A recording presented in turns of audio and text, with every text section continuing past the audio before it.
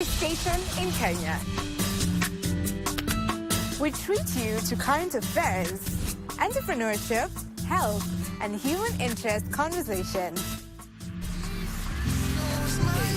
It's art, it's culture, Movies, gossip and trends, sports, drama. we bring you a vibe like no other, straight to your living room. To keep you informed, inspired, entertained, and most of all, refreshed. We are such a vibe. Y254. Imagine.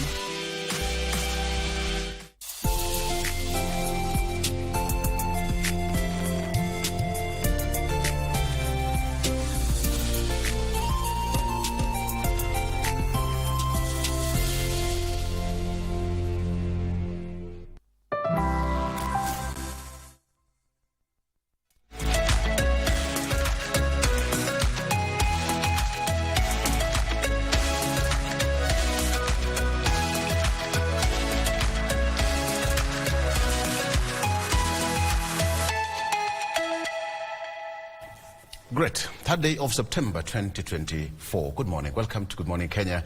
How are you doing on this beautiful, beautiful Tuesday morning when now we expect all the students to go back to school after COOPET and TSC held a meeting yesterday and agreed on a return to work formula. One of them is the promotion of teachers. All right. The COOPET said that the portal is already open. Medical cover. COOPET also said that that has also been factored, as well as issues to do with the teachers' remuneration and salary increment, etc., etc., etc. So from today, make sure that all learners are back to class. I'm just wondering, there's some schools who sent students back home yesterday. That was in the morning. And in the evening, your son or daughter lands back home, and then he's told or she's told, kula sapa, panda mat, go back. That is how it is. So we're happy that that strike or industrial action is over. As we speak about that, the two gentlemen landed in China. That is the president and ODM leader Raila Odinga for AUC forum that is happening in China. We'll be taking a look at that later on at 7 a.m. on matters to do with the politics. But Vivian, how would you think about it? You are sent back home and then jioni unaambiwa maliza tu your food and then go back to school. I know. I mean, I'm actually just feeling the pinch on the parents or the guardians of this, some of these children, because some of them come from really, really far. You can imagine a child who lives in Mombasa and schools somewhere in Western, and now they were released to go back to go back home yesterday morning, and then today they need to be back in school. I can only imagine the fare and just that hassle. It is a lot, but well, we are glad that COOPET and TSC got to sit down and they came up with, they established a back-to-work formula. So it's really a good thing, and we are glad that they are back to school right now. Good morning. My name is Vivian Ndegwa, and on this beautiful Tuesday, we are pleased that you are here with us to start off your day, and I promise you won't regret it. Now, today being a Tuesday, it is Health Tuesday, and we normally just bring you matters health, and today is no different. Remember that the first week of September is normally National Nutrition Week. It started on the 1st of September and it will be running through to the 7th. And for that reason, we will be talking matters nutrition on the show today. Specifically, we'll be having a focus on the importance of good nutrition on early, or rather in early childhood. So we'll be looking at the development of kids between the ages of 0 to the age of 5 and how important their nutrition is within that age, and what exactly should they be feeding on. And for that, I will be joined by a nutritionist in studio, and that is Martina Adegwa. Good morning, Mike. Good morning, Vivian. That is a very interesting conversation that you're going to have, because even as we talk about nutrition, there's some kids that have very erratic eating behaviors. How can that be addressed? That should be one of the things I hope you will be addressing. But all in all, welcome to Good Morning Kenya. My name is Mike Mego, and it's always a pleasure to have you on board here on Good Morning Kenya. Remember, you can be part of every conversation that is going to happen here through our social media platform. We are at KBC Channel 1 on all our social media platforms. You can also visit our website, that is www.kbc.co.ke. Before I let you go, let me inspire you this morning with the words of Ruth Bader Ginsburg. She says, fight for the things that you care about, but do it in a way that will lead others to join you. Fight for the things you care about, but do it in a way that will lead others to join you. Good morning, Ray. Good morning to you guys. Good to see you on the other side of the studio. Remember, if it's September month, happy birthday to all September babies. We're going to be counting down from day one all the way to the end of this month. So you better get used to it. As from a Christian point of view, remember, the 9th month is termed as a month of reception. So you're open to receiving everything good that you're expecting is going to happen in this month. So good morning once again. It's a month of reception. Yes, don't give us, we're not talking about football. I am very, very specific. I'm not talking about goals and such. I'm receiving blessings, gifts and such. I need to be very, very specific. It's a month of Angoa. It's a month of reception on the 9th month. It is ordained as such. We're not talking about football. Because please, if we start talking about football, we're not talking about football. You're likely to walk away from set. In a way, you walked right into that. You just brought yourself in the trap. No. I am specific. It is September, the 9th month. The month of reception. You will receive every little We are receiving blessings. Those opportunities that you've been waiting for are going to be fulfilled in this month. Absolutely. Oh, yes. We receive. September, babies, this is your time. Yes. And I know Victor is feeling a bit of a pinch because September comes before October. Then we can all hear about his, October babies, people. blah, blah, blah, blah. Then we have the no-shave November, and then we'll have the December babies. But hey, first things first, September babies, oh yeah. The month of reception. Oh, yes. Yes. Since we are getting inspired by Mike there, how about to just talk about what it means, what it means for all of us on a different platform. So good morning, all of you.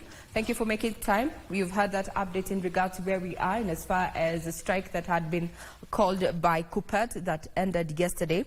And now speaking at the Teacher Service Commission offices, the union secretary, that is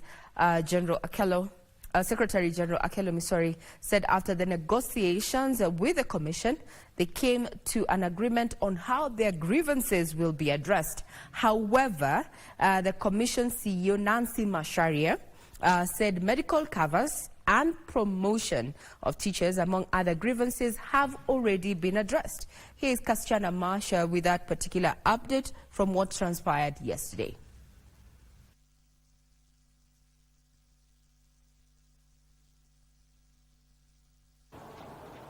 In compliance with the court order which was instituted and which is coming up on 5th, that is Thursday, from the union side, we suspend the strike and ask all our teachers to go back to class pending the speedy resolutions of these matters as already agreed upon between us and the Commission.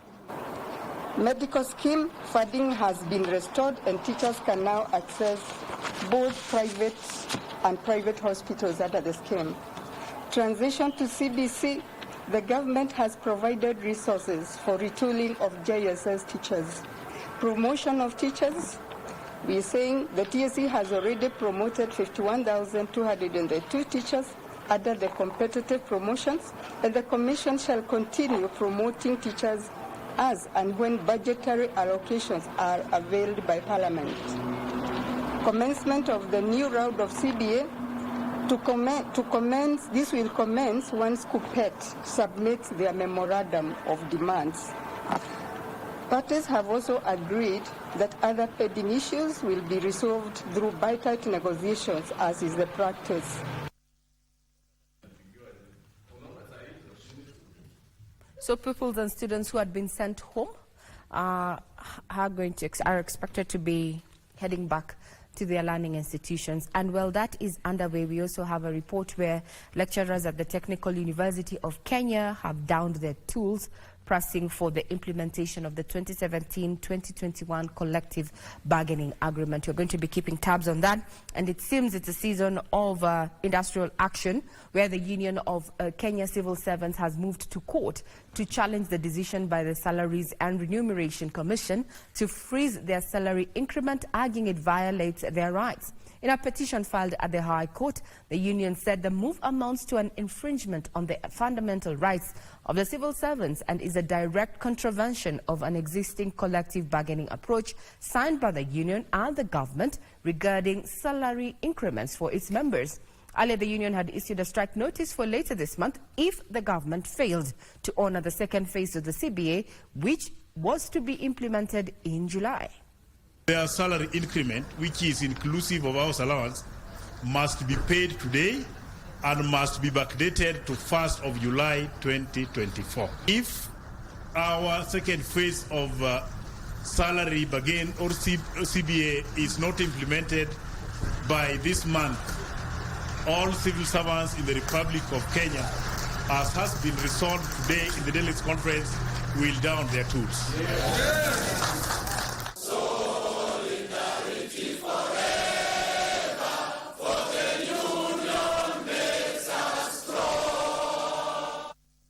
And that's a developing story we're going to be following up on. Now, President William Ruto is among African leaders who have arrived in Beijing, China, for the highly anticipated Forum on China-Africa Cooperation, seeking to deepen ties between the world's second-largest economy and the resource-rich continent. The leaders are looking to secure new deals and investment amid heightened global competition for African resources and influence. The Forum on China-Africa Cooperation, FORAC, set to begin on Wednesday, will be China's largest diplomatic gathering since the COVID-19 pandemic, featuring African leaders, including South Africa's President Cyril Ramaphosa, Nigeria's President Bola Tinubu, and Kenya's William Ruto. Over the past decade, China has poured billions of dollars into African infrastructure projects, from railways to hydroelectric plants, in exchange for access to the continent's abundant natural resources. While these investments have spurred development, they have also ignited controversy of the rising debt burdens on many African nations. African countries are eager to tap into China's economic power to fuel their growth, yet the forum comes at a time when Beijing is becoming more cautious about extending large-scale loans due to its own economic slowdown.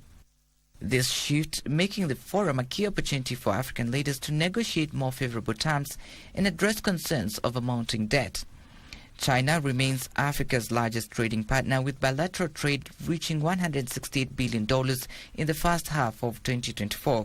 However, China has been resistant to offering substantial debt relief, even as some African nations, such as Kenya, struggle to meet their repayment obligations. Kenya's President William Ruto is expected to address these challenges at the Forum on China-Africa Cooperation, with analysts predicting that he will push for more favorable loan terms from China to alleviate the financial pressure on the country.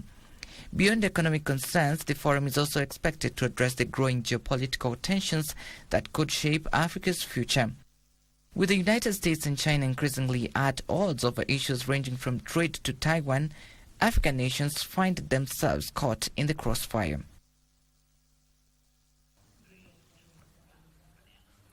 So what are the outcomes for Africa and in particular Kenya after this particular summit? We'll be looking towards getting to know exactly what then it means for this populace.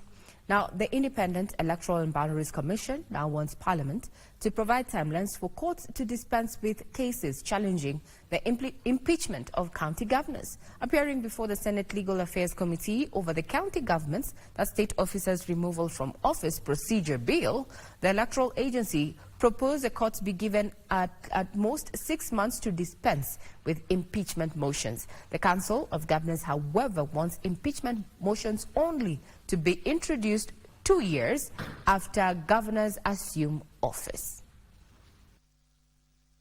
A fortnight ago, the Senate upheld the impeachment of Meru County Governor Kawira Mwangaza, a decision that was later stayed by the High Court, awaiting determination. The Senate is now considering the county government's state officers' removal from office procedure bill, which will provide timelines for courts to dispense with cases challenging the impeachment of county governors. Submitting before the Senate Legal Affairs Committee, IEBC proposed the courts be given at most 6 months to dispense with the impeachment motions. When it comes to impeachment and dispute resolution, timelines, there ought to be an end in litigation. What we might want to do or consider is to provide a timeline for which the courts have to hear an impeachment dispute, because it's not in law. It's not in the County Governments Act. It's not in the Elections Act. It's nowhere. I think this is a welcomed proposal which we must consider, so that if it is an impeachment dispute that has been taken to court, whether to challenge the decision of the County Assembly or the Senate, then it must be resolved within certain timelines. The bill, sponsored by Kiambu Senator Karongo Thangwa, seeks to protect governors from being impeached within 6 months after assumption of office. The Council of Governors, however, wants impeachment motions only to be introduced 2 years after governors assume office to ensure stability in devolved units, a proposal that IEBC endorsed. We need to tie the timelines, because if a member of parliament and a county assembly are being recalled within a particular time, then maybe there's a reason why the ones for governor and the president have this timeline of 6 months. The council also proposed 1 year gap from the previous impeachment to allow the governors to correct shortcomings raised during the previous impeachment.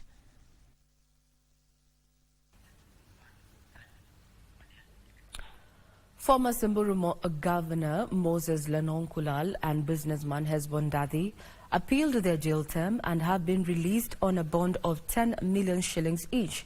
Lenonkulal in his appeal told Kibra's trial judge Diana Kavedza that he suffers from a condition called preeclampsia and is a high risk that being confined to jail could trigger rapid health deterioration and a life-threatening condition. However, the judge unmerited the health claims, saying prisons are equipped with health facilities to see that the former governor is medically cared for. Details are in the Scales of Justice segment. The duo were found guilty of graft by receiving 84 million shillings from the county government of Samburu and abuse of office, among other offences. On Thursday last week, were ordered to pay a mandatory fine of 84 million shillings each. Milimani's trial magistrate Thomas Nzioki also directed them to pay another 2 million shillings or serve 8 years in prison. Dissatisfied by the judgment, the duo went to Kibera Cycle to seek refuge. Lenonkulal cited he suffers from preeclampsia, which is a repeated bout of hypertension, while Ndadi said he suffers from type 2 diabetes and has been on treatment since 2023. They told the judge that their condition will go grave if confined in prison. The judge has directed the deputy registrar to ensure the original lower court file and certified recording of the proceedings are availed at Milimani's Anti-Corruption and Economic Crimes before October 31st, when the duty judge will hear the appeal. And the hearing of a case of robbery with violence where 75 million shillings was stolen did not kick off after the two witnesses said to testify informed the court they had emergencies to attend to. The 10 accused persons in the case are accused of robbing G4 staff at gunpoint in 2019. Chief Magistrate Lucas Onyina has directed the hearing to continue on 17th of next month. Elsewhere, a truck driver has been charged with stealing 560 bags of urea fertilizer on transit from Mombasa to the Kenya National Cereals and Produce Board. Appearing before Chief Magistrate Lucas Onyina, the accused Benson Omondi Bonyo pleaded not guilty to stealing nitrogen fertilizer valued at 2.2 million shillings. The accused is granted bond of Kenya shillings 800,000 evaluate the same amount. The case is allocated to court number 8. Ruth Wamboi for Good Morning Kenya. Still on matters justice, Kenyan Kevin Kang'ethe, who is accused of killing his girlfriend Margaret Mbito in the United States of America, is set to face a charge of murder yesterday and in an American court following his extradition on Sunday. Confirming the extradition, Director of Public Prosecutions Renson Ingonga stated Kenya's commitment and support to the USA as it proceeds with that particular matter. It may be a sign of justice to Margaret Mbitu's family, as the suspect accused of killing their daughter is said to be arraigned at the Suffolk Superior Court in Pemberton Square in Boston on Tuesday. In a statement, the Director of Public Prosecutions, Renson Ingonga, reiterated his commitment to accord the USA the necessary support and in particular the prosecution team as they proceed with the next phase of the case. He also pledged support and prayers to the family of Margaret Mbitu. The DPP had assured the FBI Director Christopher Wray during talks in Nairobi in June this year that his office would ensure justice involving the case is done in an expeditious manner. Kevin Kang'ethe flew to Kenya in 2023 after allegedly killing his girlfriend Margaret Mbitu and was on the run until he was arrested by Kenyan authorities and arraigned before Chief Magistrate Lucas Onyina, who subsequently ruled that he be extradited.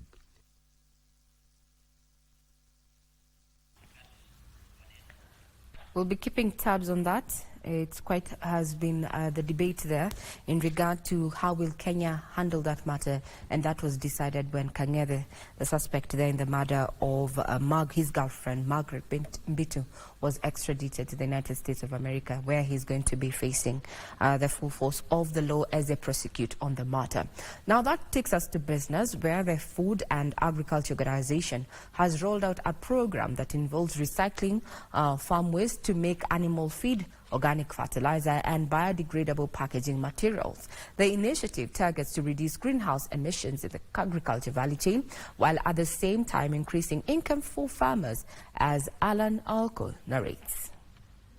The Food and Agriculture Organization, FAO, indicates that 31% of greenhouse gas emissions stem from food systems, right from cultivation to consumption.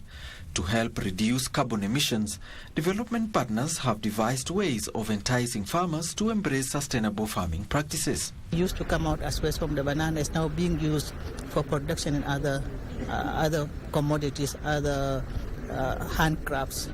So it's no longer a waste that can be thrown away. In the program, farmers are being trained to use tomatoes that would otherwise go to waste to make ketchup, bananas or orange peels to make animal feeds, rice husks to make compost or organic fertilizer, pineapple crowns to make biodegradable packaging materials, or other food waste to produce a bioenergy. The 193 million shillings initiative, which is also being supported by the United Nations Industrial Development Organization, UNIDO, and International Organization for Migration, IOM, is promoting a circular economy in agribusiness by encouraging farmers to use food waste to produce new products. The farmer produces more. What's the intake? We create further businesses, because in linear economy, you only have that many jobs. But once you start circulating the jobs, then circulating the value chain, you create more jobs. The initiative is rooting for alternative methods of farming, such as regenerative farming and climate-smart agriculture, to boost yields and income while reducing emissions for a viable future for the planet. The tea subsector is set to undergo a raft of policy changes that seek to reduce volumes of unsold tea at the auction. Tea Board of Kenya Chief Executive Officer Willy Mutai says plans to allow direct sales and set the minimum quality standard are at an advanced stage in a bid to increase tea exports. Over 100 million kilos of tea from the Kenya Tea Development Agency affiliated factories remains unsold at the Mombasa Tea Auction. The agency has been struggling to attract buyers due to poor quality of the green leaf and the setting of minimum price. Machinery plucking also compromises the issue of quality. We also urge our farmers also to exercise care when plucking with machinery. Hand picking mostly is the one that gives the best quality, and then we urge our farmers also to look at that. And there also the issue of handling. To increase shipments of Kenyan tea, the government is contemplating allowing KTD-affiliated factories start direct sales to diversify Kenyan markets. Production from the small sales subsector based on what they are paying on partners, and you run on the calendar year for the government, running the GDP, we are doing well. So far we are at 22% in terms of the production and the value. So meaning what we did last year, we are up by 18 billion. Meaning with the efforts that we are still having with them, we are likely to hit around 211 billion in GDP. Plans are also underway to set and enforce the minimum quality standard to ensure the Kenyan tea competes with green leaf from the neighboring countries and fetch more at the auction. Tea hawking, they affect quality mainly because they are umpires who don't mind about the quality they buy from our farmers. But since there has been a lot of economic hardship to our farmers, so sometimes they think of earning something for hand to mouth. So if they don't get something that is motivating, sometimes they may pluck and sell to any buyer who can give him something that specific day. To increase sales through value addition, KTD's subsidiary Ketepa is set to undergo a R1 billion modernization venture. The government has also been keen on increasing tea value addition from the current 5% to 20% in the next 3 years. Nut processors are calling on the government to impose a ban on the export of unprocessed macadamia on concerns that importers are outcompeting them on the price for the Kenyan produce. The processors are concerned that stiff competition for unprocessed macadamia nuts could see most of them closing shop due to inadequate supplies that will impact jobs and ultimately the economy.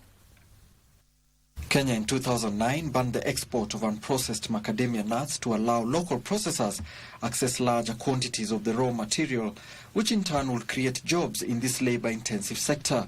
However, this didn't offer farmers many options and contributed to low farm gate prices.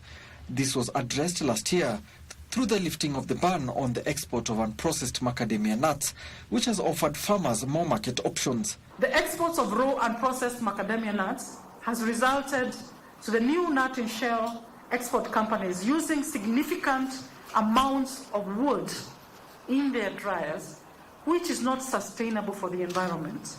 Another major effect of the direct export of unprocessed macadamia nuts to China is that key buyers and large retailers from US and Europe are taking flight. They're leaving the country, they're leaving their purchases from the country, from Kenya. They say in 2009, there were 3 other key macadamia producing countries, namely Australia, South Africa, and the United States. Kenya was supplying about 20% of the produce to the global market. What is happening is that the foreign traders majorly work with brokers who take advantage of the farmer and buy the macadamia nuts from the farmer at a very low price. Unlike for us, the processors, who have set up our collection centers and collection networks close to the farmer. So before the lifting of the ban, China has been buying in-shell from South Africa, mainly Australia as well. South Africa, Australia grows grafted nuts, only 100%. South Africa has become wiser. They have now blocked the sales of nut and shell. They fear that stiff competition from importers could see local processors closing shop due to inadequate supply of raw materials. Alanauko, Prime Edition.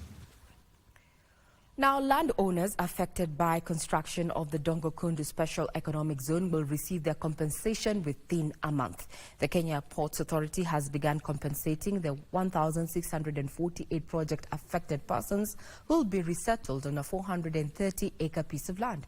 Investments Cabinet Secretary Salim Vuria says 97 investors have so far expressed interest in settling up the 3,000-acre of Dongo Kundu Special Economic Zone.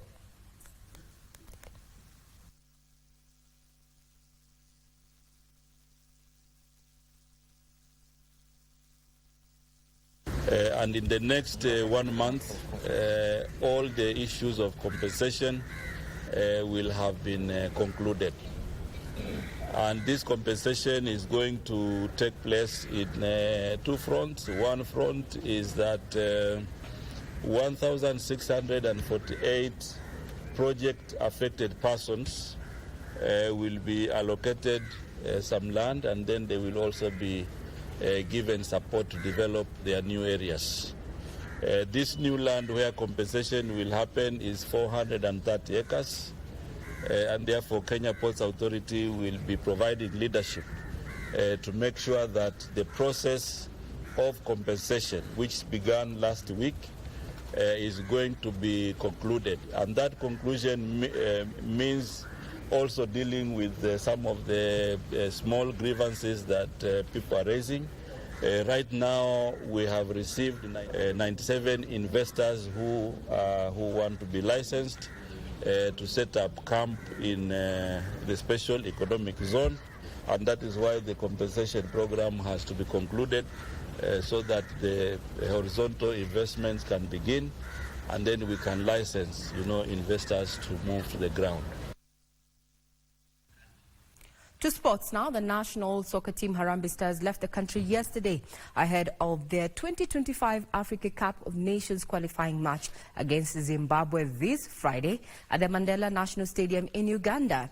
The again Firat Chargers will then face Namibia on Tuesday next week in their second qualifying match in South Africa. Both matches will be televised live on KBC Channel 1.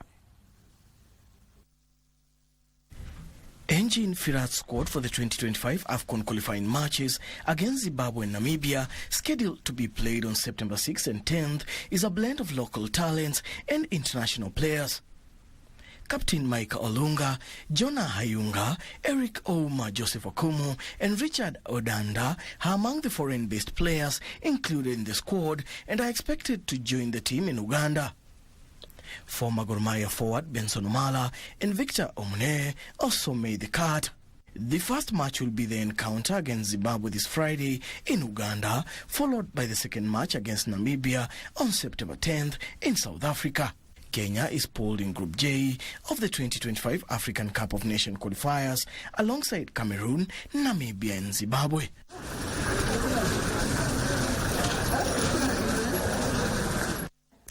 Well, we wish our boys all the best in that particular match that is coming up on Friday, and we hope to see them qualify further. Now, 2 more Kenyans are yet to compete in this year's edition of the 2024 Paralympic Games in Paris, France, as Team Kenya hopes to bag its first medals. Powerlifter Helen Wawira will take the bench in the women's under 41 kg on Thursday, as paracyclist Kennedy Ogada takes to the field in time trials Wednesday and road cycling Friday. Kenya will return from the Paralympic Games without a medal in athletics after hopefuls in the men's 1,500 meters T11 final Mary Waithera, guided by James Boyd, finished 4th in a personal best time of 4 minutes 41 seconds. Now, the 2020 Paralympics lone bronze medalist Nancy Chalagat finished in a disappointing 5th in a race won by Ethiopia's Yayesh Tesfo. Now, Kenya has never failed to win a medal at the Paralympics since its debut appearance in the 2000 Games in Sydney, Australia.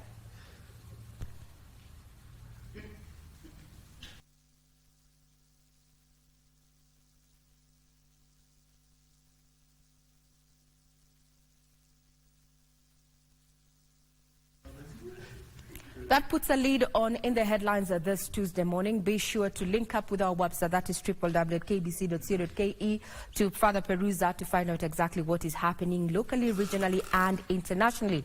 Up next is a conversation around the political matrix in the country, where some opponents of what is seemingly the broad-based government saying that these are the makings of the 2017 handshake, more or less. Now we understand that the Premier and the former Premier there, that is Raila Odinga, is also part and parcel of the President's entourage that is in China for the Africa-China Summit. What are the outcomes and what does it mean for the political matrix? Remember, Kenya is undergoing shuttle diplomacy to have its candidate, that is Raila Odinga, clinch the AU chairmanship position there. Further on, back home in local politics, Kalonzo Musyoka of Wiper Party has already proclaimed himself as a chief opposition leader. What then? That's just going to be in a few with Victor Olo. I wish you a pleasant day ahead. I'm Regina Manyara.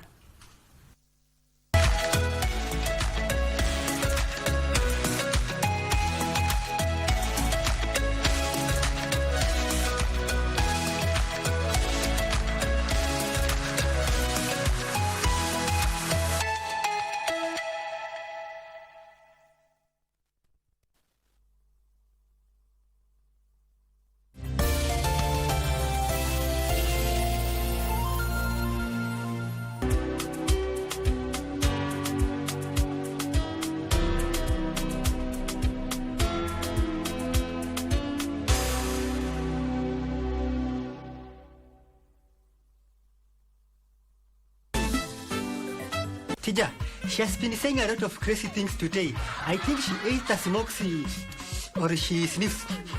I did not smoke anything. Did you give me anything to smoke or you? That I did. I sold my sword for my head. Halfway, what image would you have shown the new piece? A reader with no blaze.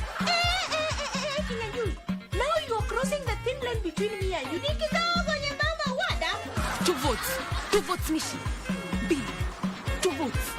I only need 2 more days, please.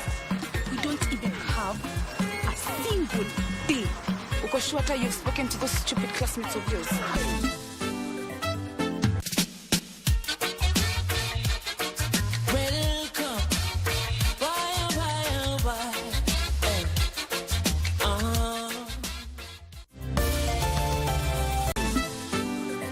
Tija, she has been saying a lot of crazy things today. I think she ate a smoky or she sniffs. I did not smoke anything. Did you give me anything to smoke or you? That I did. I sold my sword for my head. Halfway, what image would you have shown the new piece? A reader with no blaze. Now you are crossing the thin line between me and you. 2 votes, Mishi. Bill, 2 votes. I only need 2 more days, please. We don't even have a single day. Ukoshwata, you've spoken to those stupid classmates of yours. Very much certain that Olegario Montoya isn't the father of Fabiola, for her real father was Tulio, your brother. I have a reservation. Yes, and your name? Gonzalez. Helena Gonzalez. I hope you'll be happy. Alonso, be happy. Go quickly. Idiots. How dare they? Who gave them the right? They made fun of us. Raise your voice, Malena. They'll hear you. You didn't hear me well. That's not what I said. No, I heard you perfectly, Malena. You said that you were not going to have a son. Amparo, don't do anything that you could regret later on. The only one who's going to regret something is my father. Las Bandidas.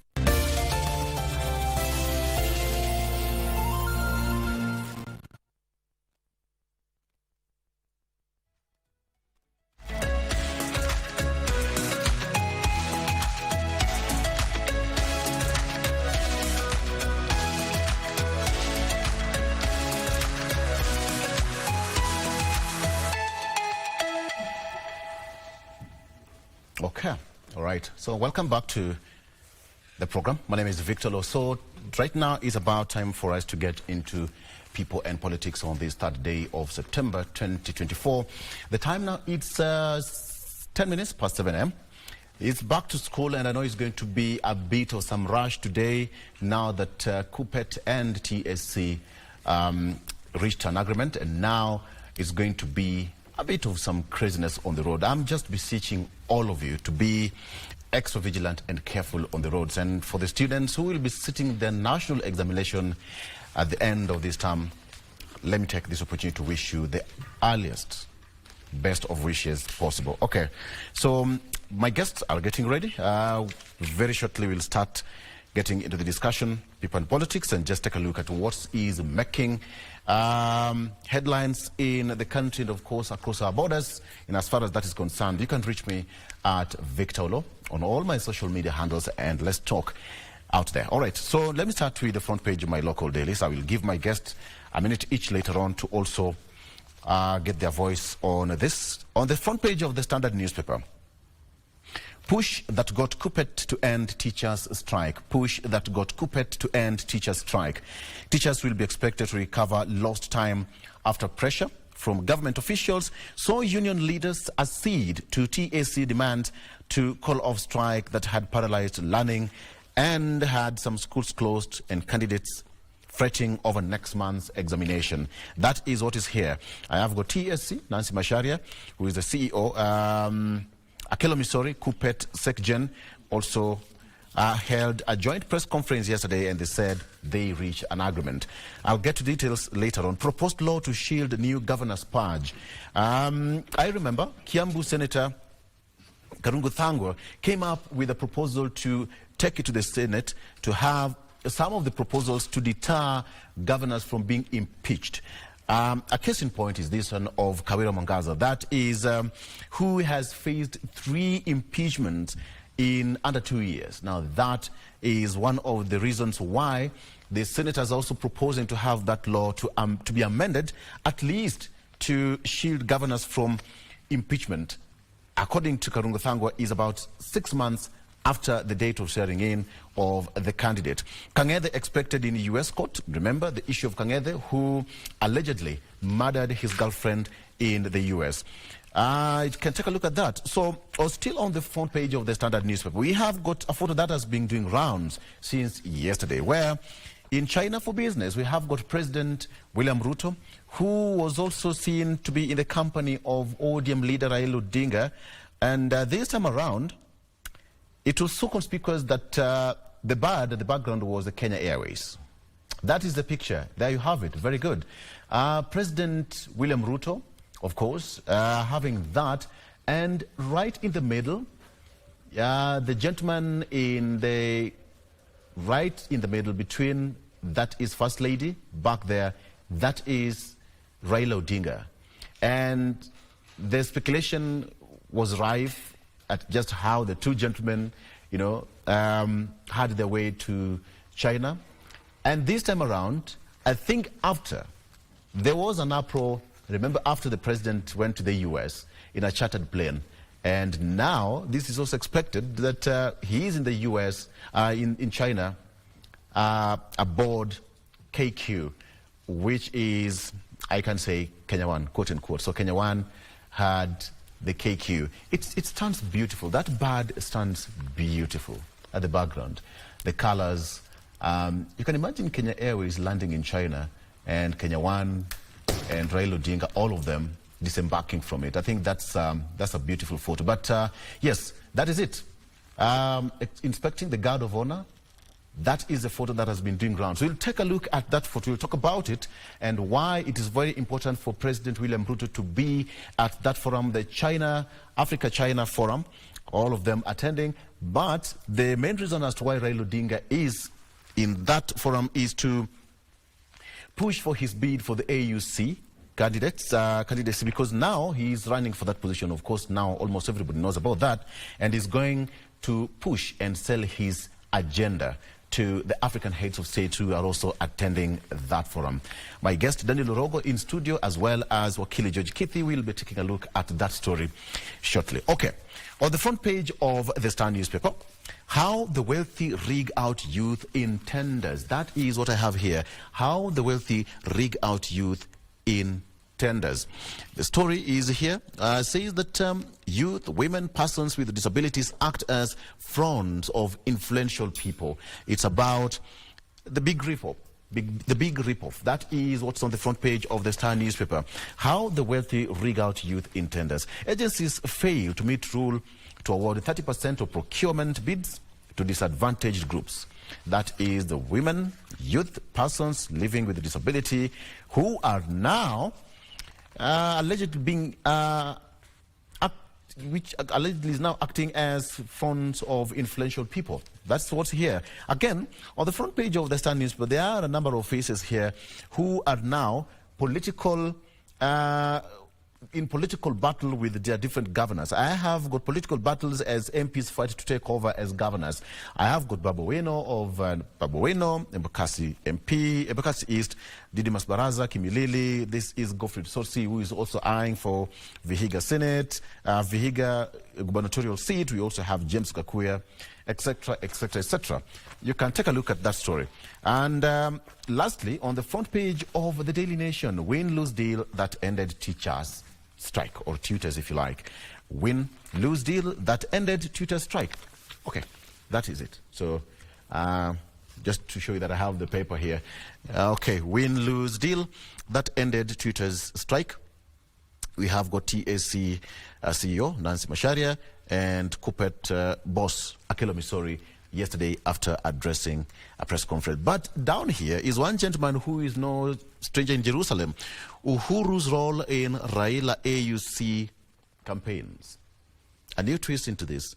We've not heard about him for quite some time, but then now Daily Nation has put his name just right down here. What is his role in Raila's AUC campaigns? Remember at the beginning of Raila's attempt to get into the seat, there was some speculations that former President Uhuru Kenyatta was also eyeing for this position until, you know, this is politics. At some point we saw African Baba, they call him Baba, Obasanjo, with Raila Odinga somewhere in Karen, and whatever happened, we don't know what happened, and that is how President Uhuru Kenyatta withdrew his candidacy. Gentlemen, good morning. Gentlemen, good morning. That is Daniel Orogo with me. Daniel, were you trying to run for the position and you felt so changed? That's why you did greet me. Good morning, Daniel. Good morning. Very well. Good to see you. Good morning. Good to see you, Victor. Yeah, it's a pleasure to be here this morning again. Karibu, it's been a while. Yeah, it's asante. Yes. And Wakili, just wondering, what do you think? The two gentlemen landed in China aboard KQ flight. Directly, if you have that photo, one more time. Yeah, the two gentlemen. I think that is, there you have it. So when you see President William Ruto on the front line, of course, he's the boss. And then Raila Odinga right just behind him. And then First Lady right after, behind President William Ruto, and then Raila Odinga at the background. What do you make of that photo? Perhaps you can just talk on that. Political packaging is very important. So many photos were taken, definitely. Yeah. But this is also picked for purposes of distribution to the media. The reason is it is outstanding and very telling. The analysis that we can extract out of it will be that first, the chemistry between the president and his former political foe. Number two is that the government is fully behind the campaign for the AU position for the Right Honorable Raila Odinga. But that's just it. In terms of politics, politicians take advantage of any forum where the political clientele is congregated. That's why when there's a funeral, they'll rush there to campaign. Well, they'll condole, but then they campaign and put the words that the listeners would want to hear. Yeah. Where there's a wedding, they'll go there. They troop in, and sometimes if the person who is dead is very popular, they'll all condole there and congregate. And that's the art of politics. The clientele base the targeted, people, audience. So where there's a forum where the African head of states or people as would matter in the pursuit to that position are available, are congregated, especially en masse, that's the place to go. So this is the Kenyan politics having been taken in an international forum to campaign at such a forum. And it's a very good platform because it's for free. You didn't pay tickets to those places, but you're able to get the people together congregated. Look, in any congregation setup, a funeral, a wedding, a school gathering, a fundraising, whatever it is, where people have come by themselves and you've not hired buses to take them there. It's for free. That's the place to go. And therefore, these are the forums where the campaign should be. Now, the campaign strategy will be where many of those head of states have congregated, whether it's China, it's US, or any forum. You need to be there. Even the UN, you can speak to them on the side. So I think this is one of the campaign strategies where you make yourself completely available as many times as possible. Number two is to become the most dominant available person to whoever you are targeting for purposes of dominating the person's thinking towards the election or the voting process. So most importantly, when during elections, for you to win as a politician or a political process such as this where democracy is involved, meaning the majority will carry the day, you need to reach as many as possible and make it as cheap as possible. But effectively, you need to get them together if you can. Now, what is happening here is eventually you need to conquer and dominate whoever it is that you're targeting. Meaning you convince the person, but effectively if he chooses to submit to you and agree with what your bid, it means you've dominated that person's mind, and therefore the eventual decision that a person is going to make. And therefore the interest here will be to conquer and dominate Africa, as many as possible as will be the majority of numbers for purposes of getting the AU seat.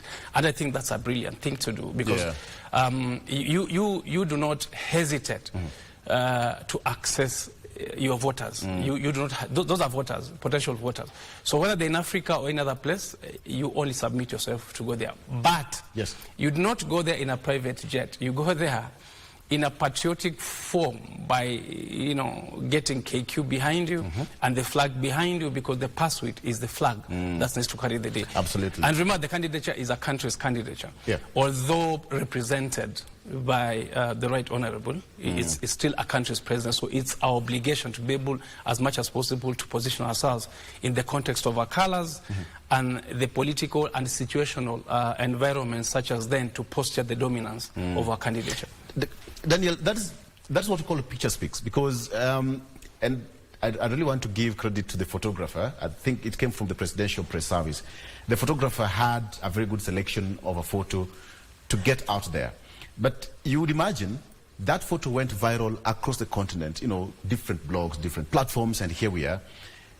The red writing of the Kenya Airways behind it, Kenya One, Frontline, and the Kenyan candidate who is Raila Odinga at the background accompanying the president. Just last week, we had East African heads of state who converged at State House in Nairobi and gave his support. But then now we see the two gentlemen going to China to drum up support. How would you describe that picture in your own words?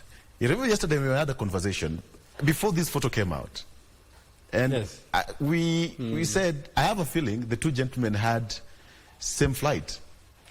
And you said, Victor, I also said, I have a feeling, and here we are. I mean, this was expected. I think that you have alluded to a conversation we had, even way before the picture came out.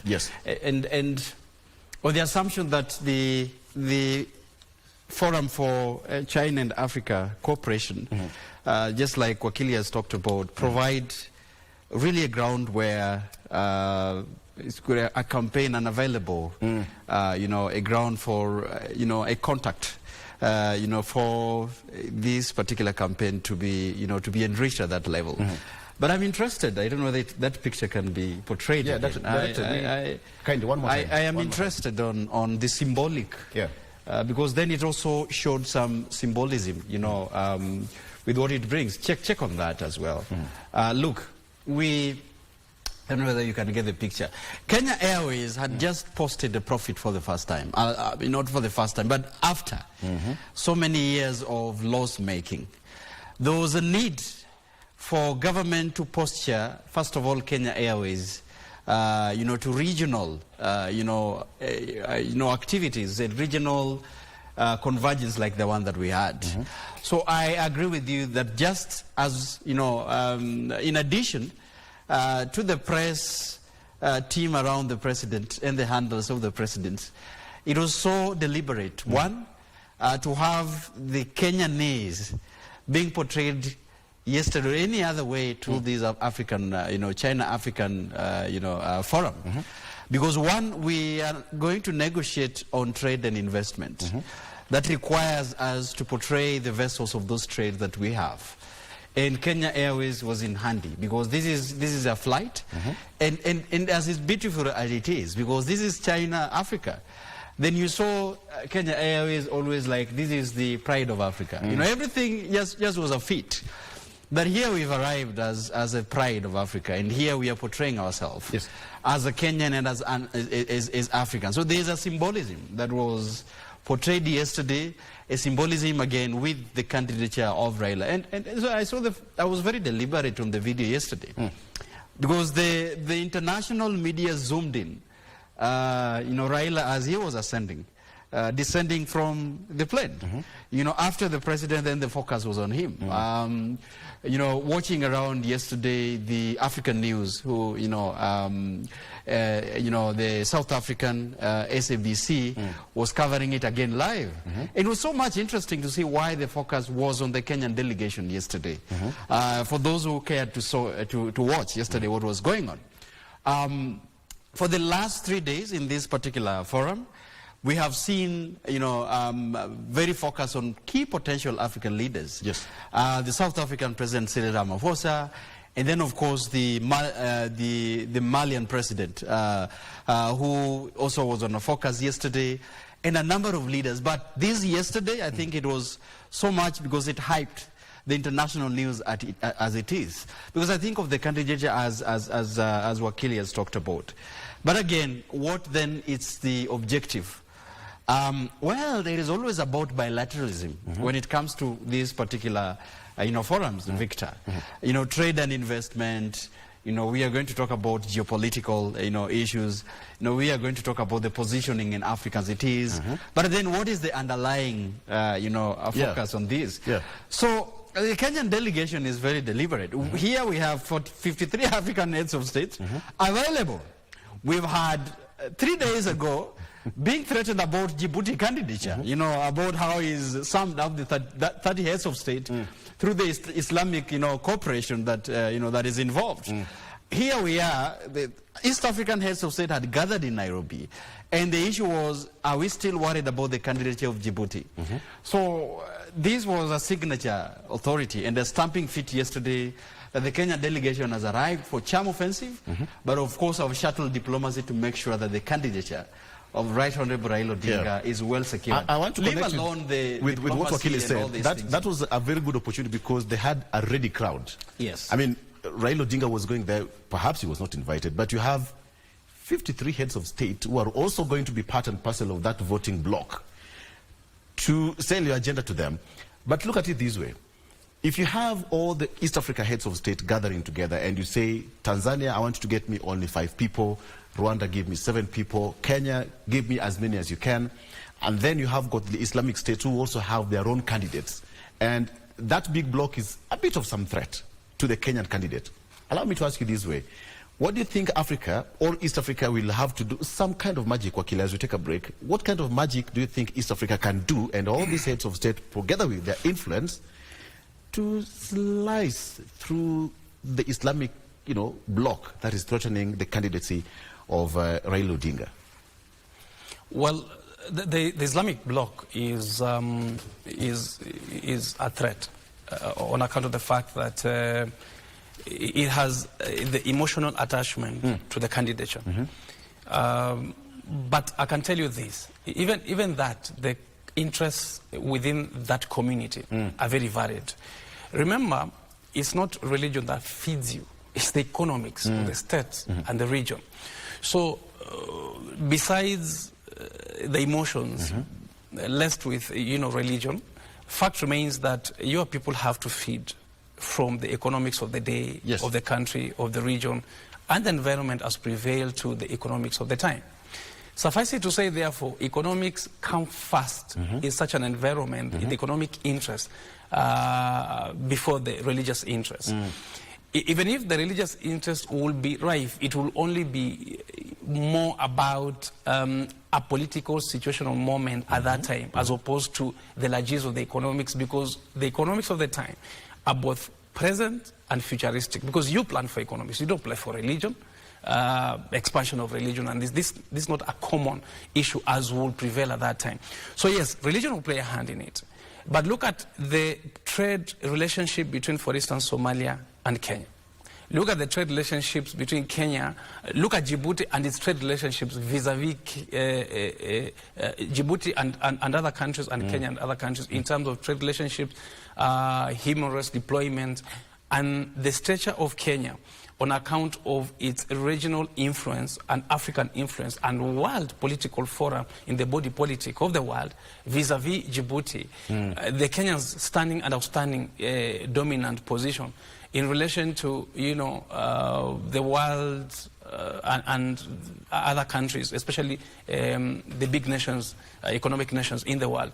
Vis-a-vis Djibouti, you will then think that Djibouti has no outstanding position that will probably be competitive against Kenya. Okay. However, this is a an international political forum where it's about democracy and it's about the more then put you into that position. So it's a question of bias. You need to bias yourself so that the more the bias, the more the votes, and therefore the win. And that forum, therefore, depicts what will be the fissure that biases others more than yours. And I've said the fissure here will be both religion, and for Djibouti it will be religion, and for Kenya it will be the economics. Just a quick break, then we come back. Because I really want to take a look, because the campaign is quite hyped as we speak. It's been hyped, and now Uhuru's name, former President Uhuru's name, has also been roped into this, his role and all that. Let's take a break. We'll be right back with more. Stay with us.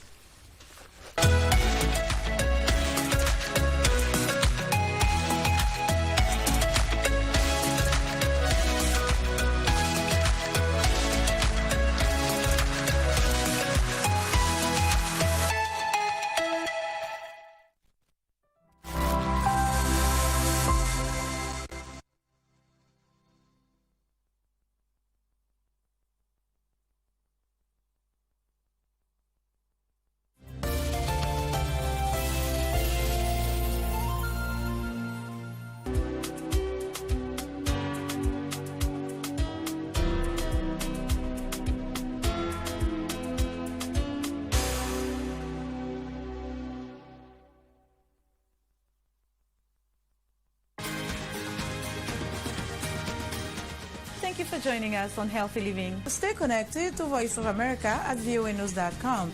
A look at your kidneys and how they impact your health. And an expert discusses chronic kidney disease and how to protect yourself. And Ivorian psychologist Noor Bakayoko shares some insights on bullying and what can be done. It's important to avoid major events or major health crises. How do you know if your cough is due to a serious condition? We'll have some answers. Stay well and strive to make every day a healthy day.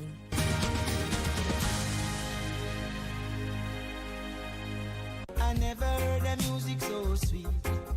I repeat. Well, go on, my brethren, big things are going. Remember, each and every Monday we have to shell down the place with nothing but the best of smooth wake the vibes in your favorite station. You know these things, man. Alafu kila Tuesday, kata simu tupo side, giving you Kenyan music from the 254. And of course, you can spice up your Wednesday by enjoying blazing hot hip-hop and R&B jams.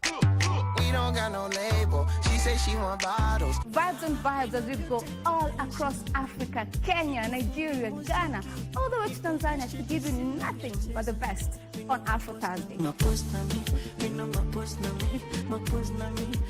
Make sure you make a date with us each and every single Friday with me, DJ_Liza Diva, DJ Colda, and me, Wanjiko. This is Club One Extra.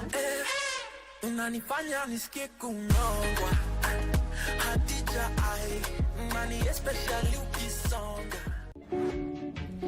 Nakuuliza wewe, wakati ulikucha hapo ulipata ni nani amekongwa? Wewe ukisema nilipeni niende. Na sasa nikikongwa, pilipili ambaye inaikuchoma inakuhusu nani? Hiyo parapara wewe uko unaiona vizuri, na ndio sababu uko na macho ine. Na ndio ukatoka kwa kando kunigonga na nilikuwa kwa pedestrian. Makosa ulifanya ni kujigongeza kwa futi mblinji. Ati kwa sababu umeona Germany masini alafu iko spindi. Ukajigongeza na unajuanga tu Germany masini vile siko. Wewe ni mjinga wa wapi? Si ungeenda mahali kuko express. Sasa mimi na wewe nani mjinga? Ni wewe.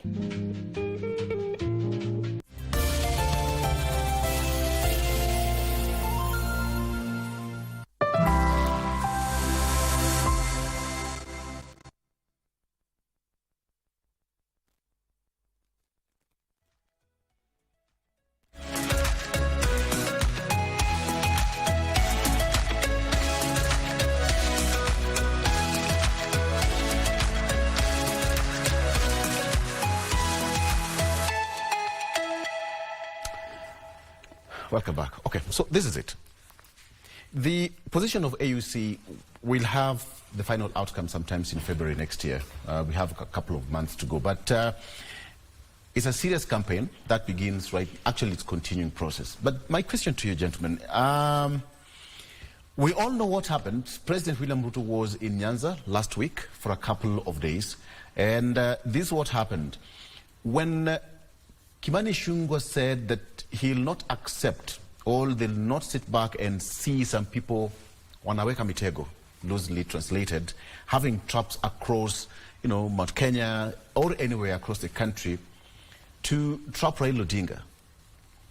That did not go well with Deputy President Rigathi Gachagua, who on Sunday replied that there are some things you don't say, openly in some forum. But then my question to you, so we have got Raila Odinga here, and we have got 2027 general election.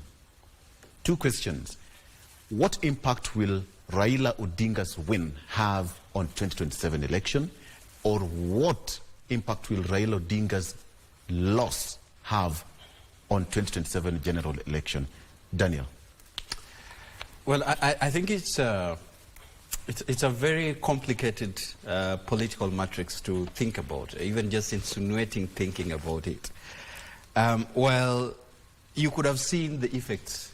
You could have seen the tantrums that were there when the president was in Nyanza tour. And it's quite interesting to know that he toured Kisumu twice. All right? So that is quite interesting to note how this was really a political, very heavy tour that was ahead of him and very well planned. But I think, just like you've mentioned, the Mount Kenya politics came to fore in Nyanza tour. And I think we say nothing is deliberate in politics. I mean, nothing is not deliberate. Everything is well planned to cultivate, an outcome that is expected. I was really thinking that Rigi was going to avoid the Nyanza tour. But I think he was simply enjoying his tour at the head of it, talking to people, affirming his political, likeness with the people of Nyanza, accounting historical perspectives of, Mau Mau movement, especially on the hills of Mageta. You could understand. Yeah, really, I was really surprised that, that particular history that Nyanza has had will Central as well, and that was expected. But it's quite also.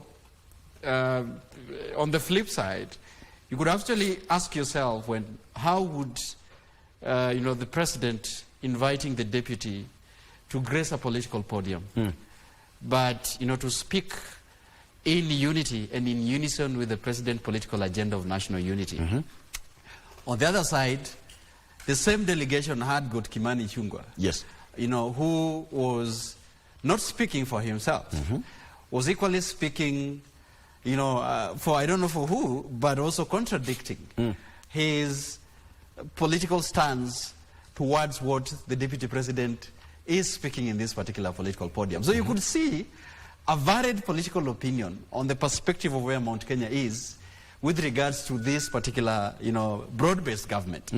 So the question you've asked then, the absence of Raila Odinga in this tour, deliberate again, by the fact that we've talked about the AU, we wouldn't want to poster Raila as still active on the Kenyan political, terrain, while at the same time, the Kenyan delegation and the international, delegation is, having him as the candidate, the East African candidate. And like you, Wakili have said, the AU Constitutive Act do not allow, the position of the AU chair to be active in local politics. And that is why you've seen Musa Faki, who is the current and the outgoing AU chair, is very, apolitical on matters that are happening in Chad. He's in his own country. As much as he would wanted to. Remember, Chad had its own share, of political turmoil. And the military issues around Central Africa and Chad in itself. But he abstained for it. He could as well make a decision, but he abstained for it by the virtue that he is currently the chair of the AU Commission. So this is where we are seeing that, one, asking the question as to where is, the political outcome. Raila wins the AU, chair position. I think he takes a backseat, but he will still pull strings into the Kenyan political affair. Being a politician, he remains a politician, because he said, I think he's on record saying that Addis Ababa is not far from here. Just 2 hours away. And just 2 hours, just 2 hours flight from here. And by the fact that he will be the AU chair, in either way, he loses, he gains. The Kenyan politics is still at the heart of Raila. In either way, he will guide through his troops, because remember, he is not resigned and is not given as a party leader of ODM. I think this is one thing that people have not really, been keen on. While Honorable Musalia Mudavadi, when he was the Prime Cabinet Secretary, he gave the instrument of power of ANC party to Timami, who is the governor of Lamu, to spearhead the issues of ANC party. We've had different political leaders, once they are invited upon to take, public service or international duty, has relinquished their position, because that is what you are legally required to do. But look, we still have the party leader of ODM intact, in preparation that win or lose. I am still the party leader. There's still a soft landing somewhere. We only have a reconstitution of the chairpersons and the deputy chairpersons and the secretariat within the ODM, but not the party leader. I think that should show you, something that would come when he loses. And I think it's unconditional. He gains the AU, he remains apolitical. He loses, he remains politically active, because he said this is not a very far distance from where Kenya is. Let me get it from Wakili. Well, political dominance basically would mean the ability of a party or a person to subdue the opposition in a context. So the political dominance of Raila Odinga has been such as that he has his own political base and a clientele base that affiliates to him in whatever status as will be. So there is then the politics, the active politics, I will speak, and the passive sleeping cell of politics that will be gained, that can be activated as a tool of trade, a political tool of trade anytime. That the need to activate it would arise. So I would speak to this, that Raila Odinga remains a Kenyan politician. He remains, I don't think there'll spring out a politician that can outbid the political clientele base of Raila Odinga, such as then to subdue him as to be the dominant political personality, such as that to go to Kisumu and you can subdue Raila Odinga on that, or the areas where he has his own political base and dominance. Therefore, Raila Odinga can have his political base as a political sleeping cell that can be activated any minute. Raila Odinga at Kondele, while as an immediate resigned AU chairman. What did you say? As an immediate? Yes. Assuming Raila Odinga resigns as AU chairman at some point, if he gets fast forward to 2027. Yes. Okay. And he appears in Kondele, the reception will be electric. Definitely. Or Kibera, the reception is going to be electric. So you don't remove that from him. Number two, he is being proposed as the candidate for AU on account of the political activities and his political dominance in the country. In fact, it would be right to say that it is an attempt to eliminate his candidature for purpose of competitive politics in 2027 by sponsoring him to that position. So it is again to would be political competitors by eliminating his candidature and elevating him into a higher position as will be in the looks. Now, Raila Odinga is a politician that you can't read him. It's impossible to read him of his intentions. So the suspicion will be he is in fact profiling himself higher for purposes of 2027 or some other day. But number two is probably he has done enough and therefore he can take a rest, and to move to that position is one way of moving from politics. Now mark his words, he has never said he's quitting politics. He has said he's taking a back seat. Exactly. Taking a back seat is moving from the front to the back while you're in the same environment. Taking a back seat, therefore, like in a class or any forum or a gathering, will be you move from the front or will be a frontal position to the back position. It is not quitting, so it's not leaving the room. So he remains in the room of politics as he watches from behind. So that when he walks to the front, then he walks to the podium and begins to speak and activate the political environment. So the political environment that has made Raila Odinga the dominant personality is not changing whatsoever. In fact, he's solidifying his personality as an international political personality. Now, that is dual. In that if he succeeds, if he succeeds as the AU chair, then probably there will be thought out pattern of 2027 will work out that he is not in the seat. That was my next question. Yes. Right. However, if he loses, his political base remains the same for two things.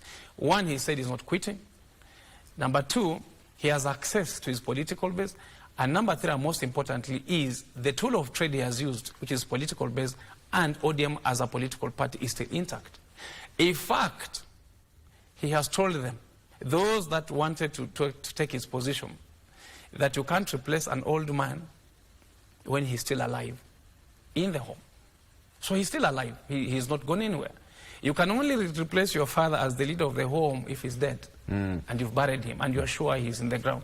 If he's not, then he remains to be the father. You can't remove him. So in ODM, he remains calling the shots. And by the way, Wandai, Oparanya, Joho, and all that who moved to government did not move the government on their own. They moved the government because Raila Odinga negotiated space for them to join government. And therefore, those are in government at the behest and serve at the behest of Raila Odinga and not necessarily William Ruto. In fact, again, if Raila Odinga wants them removed, they will be removed and replaced. Okay. There's this trap Ishungwa talked about, Kimani Ishungwa. Where's this trap? Daniel. Where's this trap? And why was that trap mentioned in Kisumu specifically? And that message was not meant for anybody else. It was meant directly. It was allegedly meant for Deputy President Rigathi Gachagua, who said he'll put traps in the corridors of, State House and everywhere else. But here we are. Why was this trap mentioned? I mean, just to, that's what I said on my remarks. I was telling you about, analyzing what kind of, political statements were made on President's tour in Luo Nyanza region. And that's why I said it's quite interesting to observe that within the same convoy, where the senior most probably speaker was the Deputy President was there was also a critic to counter, this kind of unexpected pronouncement. I think that was really meant to shuttle and to put the Deputy President in check. Just mentioning, that we need to remind you that there are some statements you made that we have not forgotten. And the only person to tell you is the person from your region. Because then another member of parliament for Luo Nyanza would have woken up in that delegation and reminded him, sir, you mentioned these particular issues about shareholding and about, laying down traps for Raila. But here you are on his, Wakili is talking about a political base. speaking confidently. So there was the issue of, reminding him that we've not forgotten what you said, and this should only come from someone from your own region, who is just not only a member of parliament. The significance of a person mentioning this is the leader of majority, in the National Assembly, and who is in charge of some budget policy issues in the committee. So he's someone who is so dear to the President of the Republic of Kenya. So it was not just a statement that was just randomly mentioned. It is quite a statement that was mentioned strategically. Symbolically, it would mean then the Deputy President would have to be reminded, but also to go back, because that was a little bit, politically, hiking him, to go back and organize his region. Is it comfortable? Not really. I don't think any statement could make him comfortable. Because that is just when people are calling for unity, just when the president is asking for a broad-based government, just when the president is mentioning that he needs a support, from the leader of ODM, who is a former premier, and that they had worked together before. Then someone wakes up and say, we are reminding you that this same person the president is talking about working with is the same person you said you didn't want closely to him some times ago, just maybe a few months ago. Yes. So I think, Victor, that should show you that as much as it is of course a political statement that was made on the persona of the deputy president. Okay. But of that was to make sure that exactly we know what we are going to do after this tour. Because that is what was Kimani Ichung'wah was actually mentioning, that we all know that after this tour, you're going back to Mount Kenya. And definitely that you are going to mention about this tour. Tutapatana huko. Yeah, tutapatana huko. So I think it was just something that was abrasively mentioned in preparation to know that the next move, we know that the next move you're going to Central Kenya. Allow me this to is ask what you you're this, going to say. Wakili, how does the scale of justice work? Explain to me. There's that scale. How? What's the purpose of that scale of justice? Usually what happens is this. When you go for a rally, and I've participated in... No. The scale of justice, from your point of view. Yes. How does it work? It tilts in favor of justice, definitely. Okay. Now, justice is very relational and relative. What is just to you may not be just to me. Great. So the scale of justice ought to tilt to the favor of the interest of the time. So scales are meant to weigh and outweigh. Okay. So they weigh in your favor on account of the interest you have, but I need them to outweigh. I need to outweigh you, and therefore the interest to tilt in my favor. Very, very good. So put the political situation we are in on that scale of justice. And now what happened in Kisumu and what we are seeing in the mountain, okay? What outweighs the other? In favor of the other person? It's very interesting. Like it depends on where you put the scale. If you put it in Nyanza, it will weigh differently. If you put it in Nairobi, it's probably going to balance. If you put it in Mount Kenya, it's going to weigh differently and tilt differently. Now, here is how political meetings are convened. There's the convener and the forum. Nyanza is the forum, and the convener is probably the president and the government. Yes. Very well. So it's laced with development, undertones, and so on and so forth. But it's politics. Now, when you go to that meeting, you plan for it and say, the following people are going to speak. Ichung'wah, Rigathi Gachagua, president will speak last. Where you place the speeches shall be as follows. Ichung'wah, you will talk about this because we expect so-and-so to speak this way. And therefore, you keep on balancing. In fact, how you enter into those meetings is also symbolic. For instance, you can enter after your political rival. You see how your political rival has been received, and you prepare people to receive you even more, with more decibels. So how you speak at a political forum is exactly planned, and the words are planned. By the way, you need to know, if possible, how your political rival is going to speak in order to speak into him or against that for purposes of one, undoing the speech if he's going to come after you. But the advantage you have is if you speak last. That's why the president and the person of the day, the guest of the day, the chief guest, always speaks last. So if you see, for instance, political rivals, there is always the friction of who speaks last, because whoever speaks last has the last laugh. Now, in that meeting, what was planned is it was expected that there will be undertones from the deputy president in terms of how he's going to speak. Somebody had to be appointed, selected, to speak as against that or unto him. And therefore, and number two is, even in that political forum, you're supposed to score some political points of sorts. Yes. Because you will need the ground that you set then for the future, especially at 2027. Now, when you do that, somebody has to bring you down as try to bring you up. So the competition and the friction, as you put it properly in the example of the scales, they need to be tilted all the time. So that if you think he's gaining, you need to bring him down. And if you think he's down, you need to bring him further down. But you, as the individual in competition, your protagonist has to go down as you try to come up. So in those political speeches, the reading should be, who is he attacking, and what is the messaging is he trying to put across, and what is the interest that is being served at the time in terms of dominance and the future. Is Mount Kenya comfortable?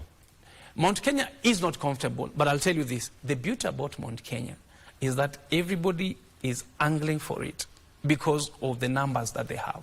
And therefore, Rigathi Gachagua would want to consolidate Mount Kenya and be speaking unto them every time as their defender. Remember, in politics, you come to the table with numbers. That's really what it is. So when you say, I want 9 principal secretaries, 3 cabinet secretaries, and so, it's not on account of, well, maybe money would work for some time. Who are you? But the point is, what are you bringing on the table? And I've seen it. Let me give an example. Joho was given a cabinet position because the politics of the coast were predominantly ODM. The dominance there.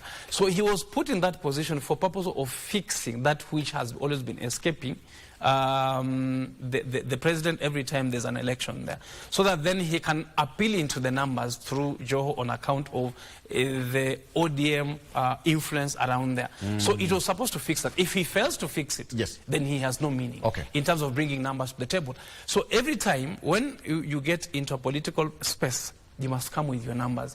The most important thing in politics is what is your influence for purposes of then getting dominance and space. And that is why they speak. If you don't matter, that's why you they don't say matter. Sisi tumeamua. Sisi tumeamua. But it's also the politics is always contextual and local. And adding into what Wakili is talking about, the fact that other political heavyweights and, for example, the former Prime Minister probably could have stayed and still stays politically relevant is by the fact that he's been able to contextualize the political, base that he has and muscle them, that anyone can account that he still stay intact in them. And so this is probably what Rigji is struggling with to understand, for first and foremost, by the fact that he's not been able, for the first time, he stands a test of a political might by, coming out to make sure that he has got an intact base for him in central Kenya. Coming into position of the fact that he's riding on the UDA wave that was with the deputy president by that time, the Ruto's 2022 campaign. You remember the wave? Is it still intact? That's what I'm saying. In the mountain. Coming into 2022, he was riding on that. Now, it's a test of time by the fact that the president is in the national unity, trying to divide resources from, getting different political players together. Then the question would be, can Rigji muscle the numbers in central Kenya and claim that these are the numbers I have? Whether I am talking to Kalonzo Musyoka, or whether I'm talking to whoever, can this be attributed with the numbers that I have? Which numbers count here? The voters, just a minute, the voters or the positions given in the last... I am talking about the voters because Wakili have said is a game of numbers. And that is the undoing of our democracy. That you see, it's a majority that decides on behalf of the minority on how that, who gets into government, who gets into power. And this is why you had the likes of political scientists like Mutai Ngunyi saying that, of course, the tyranny of numbers is what we see happening in each and every election. The more you muzzle it, the better you are. And that is why the person of the president and the president of the Republic of Kenya is decided by the majority of the voters and in the National Assembly the ruling coalition is decided by the number of members of parliament they have. So this is what we are seeing, because we've not changed it by that time.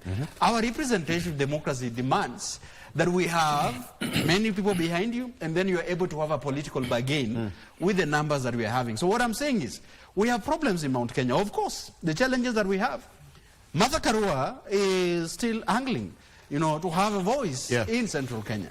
Jeremiah Kioni, who is speaking on behalf of the former president's party, is still making a position whether they are still in Azimio or not. Here is Kalonzo Musyoka, who, Kenyans love most for what he's known for. He is now talking about making sure that the Akamba are still admitted into the game. You understand? To claim that here we are still speaking to central Kenya and Mount Kenya, trying to appeal to the electoralists of Mount Kenya. So we have this issue around Mount Kenya, we have this issue of having central Kenya as a compact regional bloc. That appears to be so fragmented. Can somebody say that Mount Kenya is going to be neglected in 2027 election? The question I want to ask, gentlemen, there's something you said, Wakili. Raila Odinga, who's just resigned, assuming that he's won the election, the IAUC position, and he's run that race for a couple of, maybe 1 or 2 years, then resigns. So what happens if he loses, or if he resigns and comes back on the Kenyan politics? What will happen, number one, on the political scale? Mount Kenya and the two Nilotic communities, where the president comes from.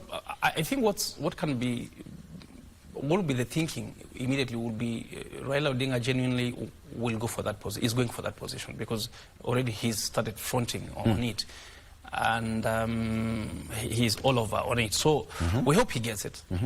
He's a son of this country, and we rally behind him and let him get it. Now when he gets it, it's how he uses it.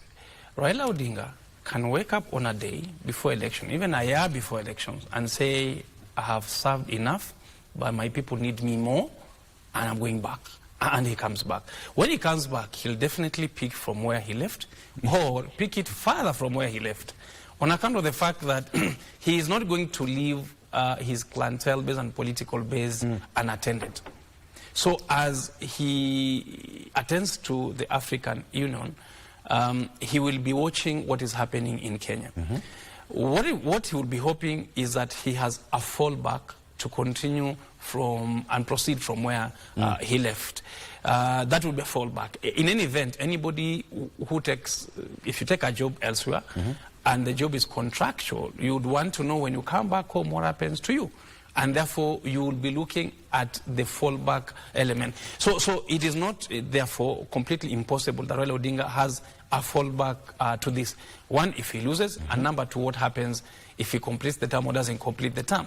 Now, there are circumstances as would allow Raila Odinga to complete the term, and some circumstances may come into being that may necessitate that he doesn't complete the term, because some he has control and some he may not even have control. So if he leaves the term midway, assuming he gets it, he still has a fallback, and the fallback definitely will be to his political base, and he'll pick it from where he is. Does Raila Odinga still want to be president of this country? That's the question probably should be asking. Nobody knows. Now that he is leaving, symbolically leaving the scene, the political scene, to a higher position would be, and of course all you need to say is to be president of Africa, is he still angling to be president of Kenya?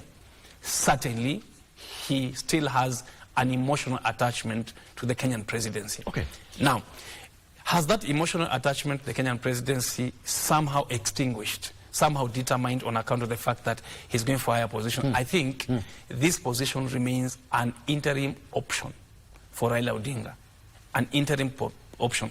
The permanent option for him, if it would be available, would the President of the Republic of Kenya. So he is not forsaking the President of the Republic of Kenya as we speak.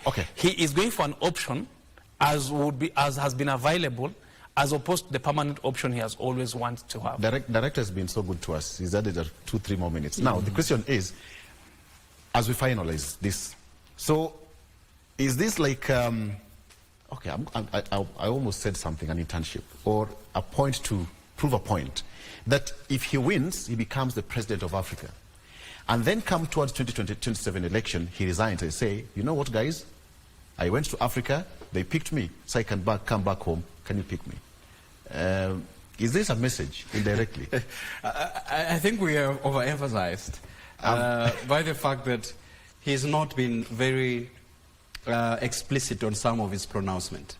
One, you're just trying to read his mind. That's correct. Why we say that he is not completely resigned as a party leader of the Orange Democratic Movement. There's a reason somewhere. There's a reason somewhere. By the fact that and Wakilia has said that he's taking a break from politics, he's not resigned of it. Now, looking at what is expected of Honorable Raila Odinga in his AU, responsibilities, I think it is a matter of preference, taste, and time. Look, Raila has not. This is not the first time he served as in a position for AU. We should also learn from history. Yes, he's been a higher representative of infrastructure. That position he served. He abandoned that position and came back to Kenyan politics. Probably that was not what he wanted. That was not his preferences by that time. So there was no way. And when he was put into a tight corner with the Kenyan, president by that time, remember the Kenyan government was even questioning the AU whether Raila should continue to be in the position because he was active in the Kenyan politics. He sacrificed that AU position for the Kenyan political affairs. Yes. And he resigned and gave his resignation letter to the current AU chair, Musa Mohammed. Okay. So this is what we can read, that will be his preference come around 2026, 2027. It's hard to tell. Looking from history of what Honorable Raila has been up to. So I think he wants, and I agree with him, probably would be, I would not call it an interim, but I think he also wants to test and see what would be his profile as AU vis-a-vis what his country needs him to do. There is a German word which goes mitkarumo. Keith, you didn't hear that, or you didn't understand that. Mitkarumo. Daniel understood it. It becomes sweeter when you're almost finishing. Allow me to stop it at that point. We're crossing over to radio. Gentlemen, it's always a good time whenever I have you on the show. I wish we had more time, but we've done 1 hour already. Just like that. It's a pleasure. I want us to take a break, and when you come back next time, Daniel, you had some function sometimes. How was it? Yeah. Did you get my mabati? Yeah, thank you for that. I mean, we are closing, right? I think it's important always to mention, and I mentioned it on set, that persistent fires in Nairobi should be a matter that it should be treated.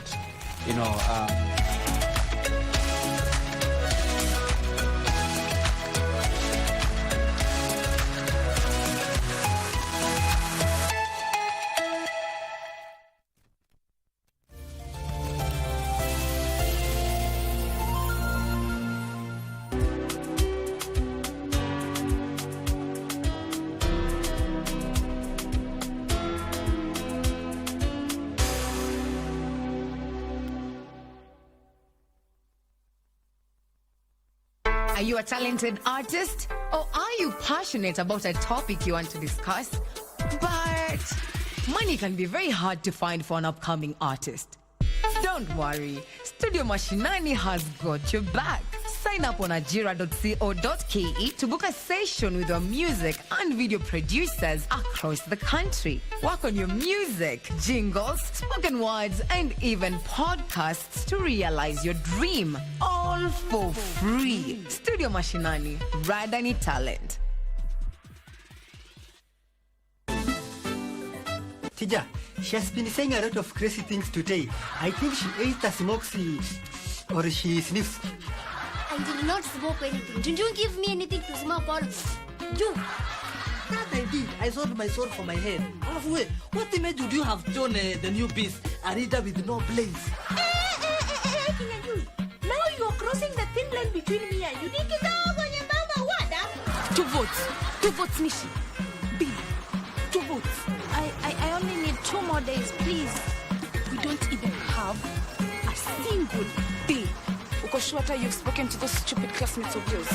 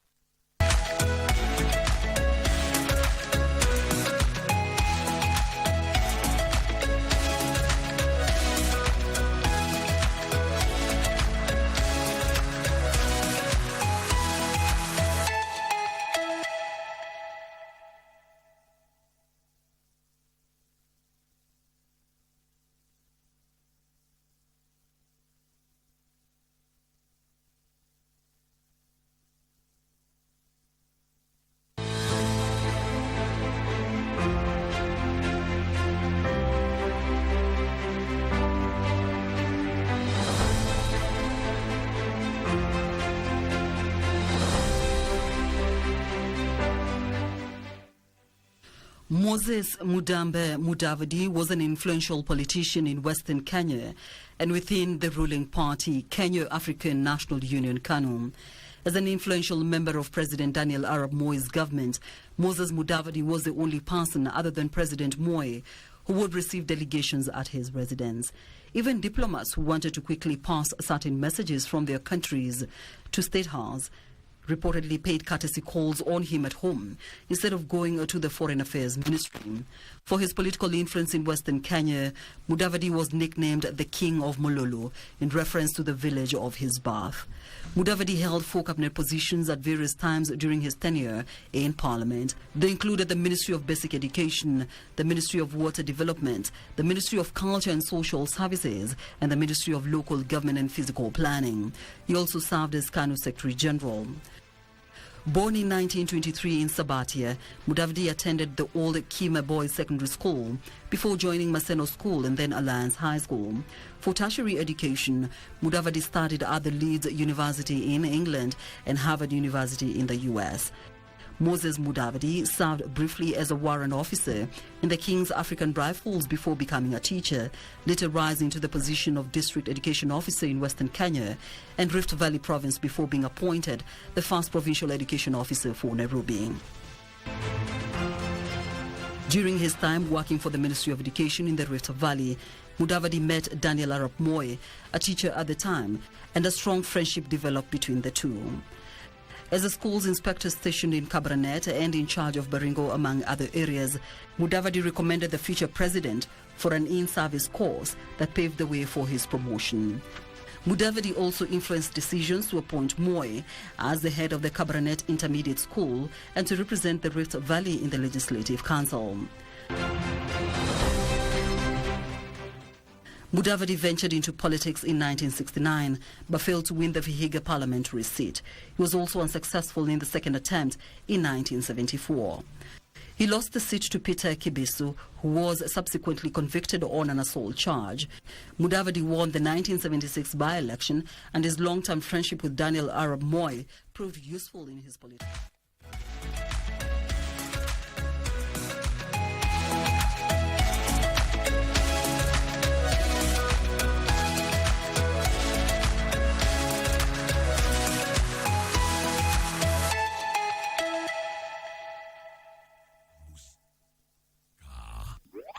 Katika baada ya saa 2, hii ni KBC Radio Taifa, sauti ni ya Mkenya, na vile vile pia hii ni runinga yako na enzi ya kitaifa KBC Channel 1. Wanasema Wakenya wote wanatazama, yani Kenyans watching. Sawa sawa. Karibu sana mtazamaji kwenye kipindi ambacho hukujia kila siku ya Jumanne kupitia runinga na enzi ya KBC Channel 1 na KBC Radio Taifa, sauti ya Mkenya. Mtazamaji, ikiwa ni saa 2:13 saa za Afrika ya Mashariki. Msikilizaji, mwezi Oktoba mwaka huu Kenya, mtazamaji, taandaa kongamano kubwa la kuangazia maendeleo ya vyama vya ushirika, na litajumuisha zaidi ya washiriki 800 kutoka sehemu mbalimbali kote ulimwenguni. Mtazamaji, kuandaliwa kwa kongamano hili hapa Kenya ni ishara kwamba taifa hili limepiga hatua kubwa sana katika maendeleo ya vyama vya ushirika. Kwa sasa mtazamaji, vyama vya ushirika vimechukua nafasi ya benki na vimesaidia Wakenya kuwekeza na kuleta maendeleo ya haraka kibinafsi na kwenye vikundi. Wakenya wengi kwa sasa wamejiunga katika vyama vya ushirika ili kuimarisha maendeleo yao kwa njia moja ama nyingine. Mtazamaji, serikali ya Rais Daktari William Ruto imeweka mikakati kabambi ya kuimarisha vyama vya ushirika pamoja na biashara ndogo ndogo. Kupitia idara ya vyama vya ushirika, fedha za ufadhili kama vile Hustler Fund zimechangia kwa njia au nyingine katika kuimarisha biashara ndogo ndogo kote nchini. Je, ni mikakati ipi serikali na wadau katika vyama vya ushirika wameweka ili kuimarisha maisha ya Wakenya kupitia vyama vya ushirika? Hii leo tunaye katibu idara ya vyama vya ushirika katika Wizara ya Vyama vya Ushirika na Biashara Ndogo Ndogo, Mheshimiwa Patrick Kilemi, ili tuangazie kwa pamoja masuala ya vyama vya ushirika. Karibu sana ndugu Patrick Kilemi ndani ya studio zetu. Asante. Natumai umeamka vyema katibu. Nashukuru nimeamka vyema. Niliteleza ulimi nikakuita CS, kumaanisha nimekuombea dua uenda siku za usoni ukawa waziri ba. Nashukuru. Kama namna gani my friend? Nashukuru. Si namna hiyo kabisa. Na karibu sana, tuangazie kuhusiana na vyama vya ushirika. Na kweli vyama vya ushirika nchini Kenya vimesaidia pakubwa bwana katibu. Mimi saizi tumekaa na wewe, nimejenga kijumba changu kidogo kule kwetu Mombasa, lakini nimekijenga kupitia vyama vya ushirika. Kwa hiyo kumaanisha kwamba vyama vya ushirika nchini vinasaidia wengi sana. Lakini tuyaache hayo. Mojawapo wa ajenda za serikali ni kuinua mapato ya mwananchi wa kawaida, kuyaboresha zaidi. Je, vyama vya ushirika mheshimiwa vimechangia vipi katika azma hii ya serikali? Tukianza na hapo. Nashukuru. Kwanza nataka kukuelezea kihistoria mchango wa vyama vya ushirika kwa uchumi wa Kenya. Na unakumbuka tulipata uhuru mwaka wa 63. Kweli. Tulipopata uhuru mwaka wa 63, serikali ikauliza ni vipi tutawaleta wa Kenya kuchangia uchumi wa Kenya. Na serikali ikaona ni kuleta watu pamoja. Ndio mwaka wa 1965 serikali ikatoa ile session paper ya ile iko inaitwa ya to Africanize the Kenyan economy, ile African socialism. Na ikatambua vyama vya ushirika kama kiungo muhimu ya kuleta wa Kenya pamoja. Ndio sasa waanze kujenga nchi yetu wakati tulipata uhuru hiyo mwaka wa 63. Na ndio kwanza tulipata hiyo sheria yetu ya kwanza ya vyama vya ushirika. Na ile ilikuwa inafanya serikali ifanye hivyo ni kwamba hiyo miaka Wakenya hawakuwa na mashamba kubwa. Walikuwa na mashamba dogo dogo kama leo tu. Na tena Wakenya walikuwa wanafanya zile ile subsistence farming.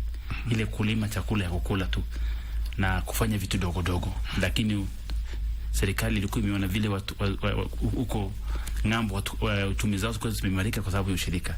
Historia ya vyama vya ushirika inatoka sana Scandinavia, inatoka Europa.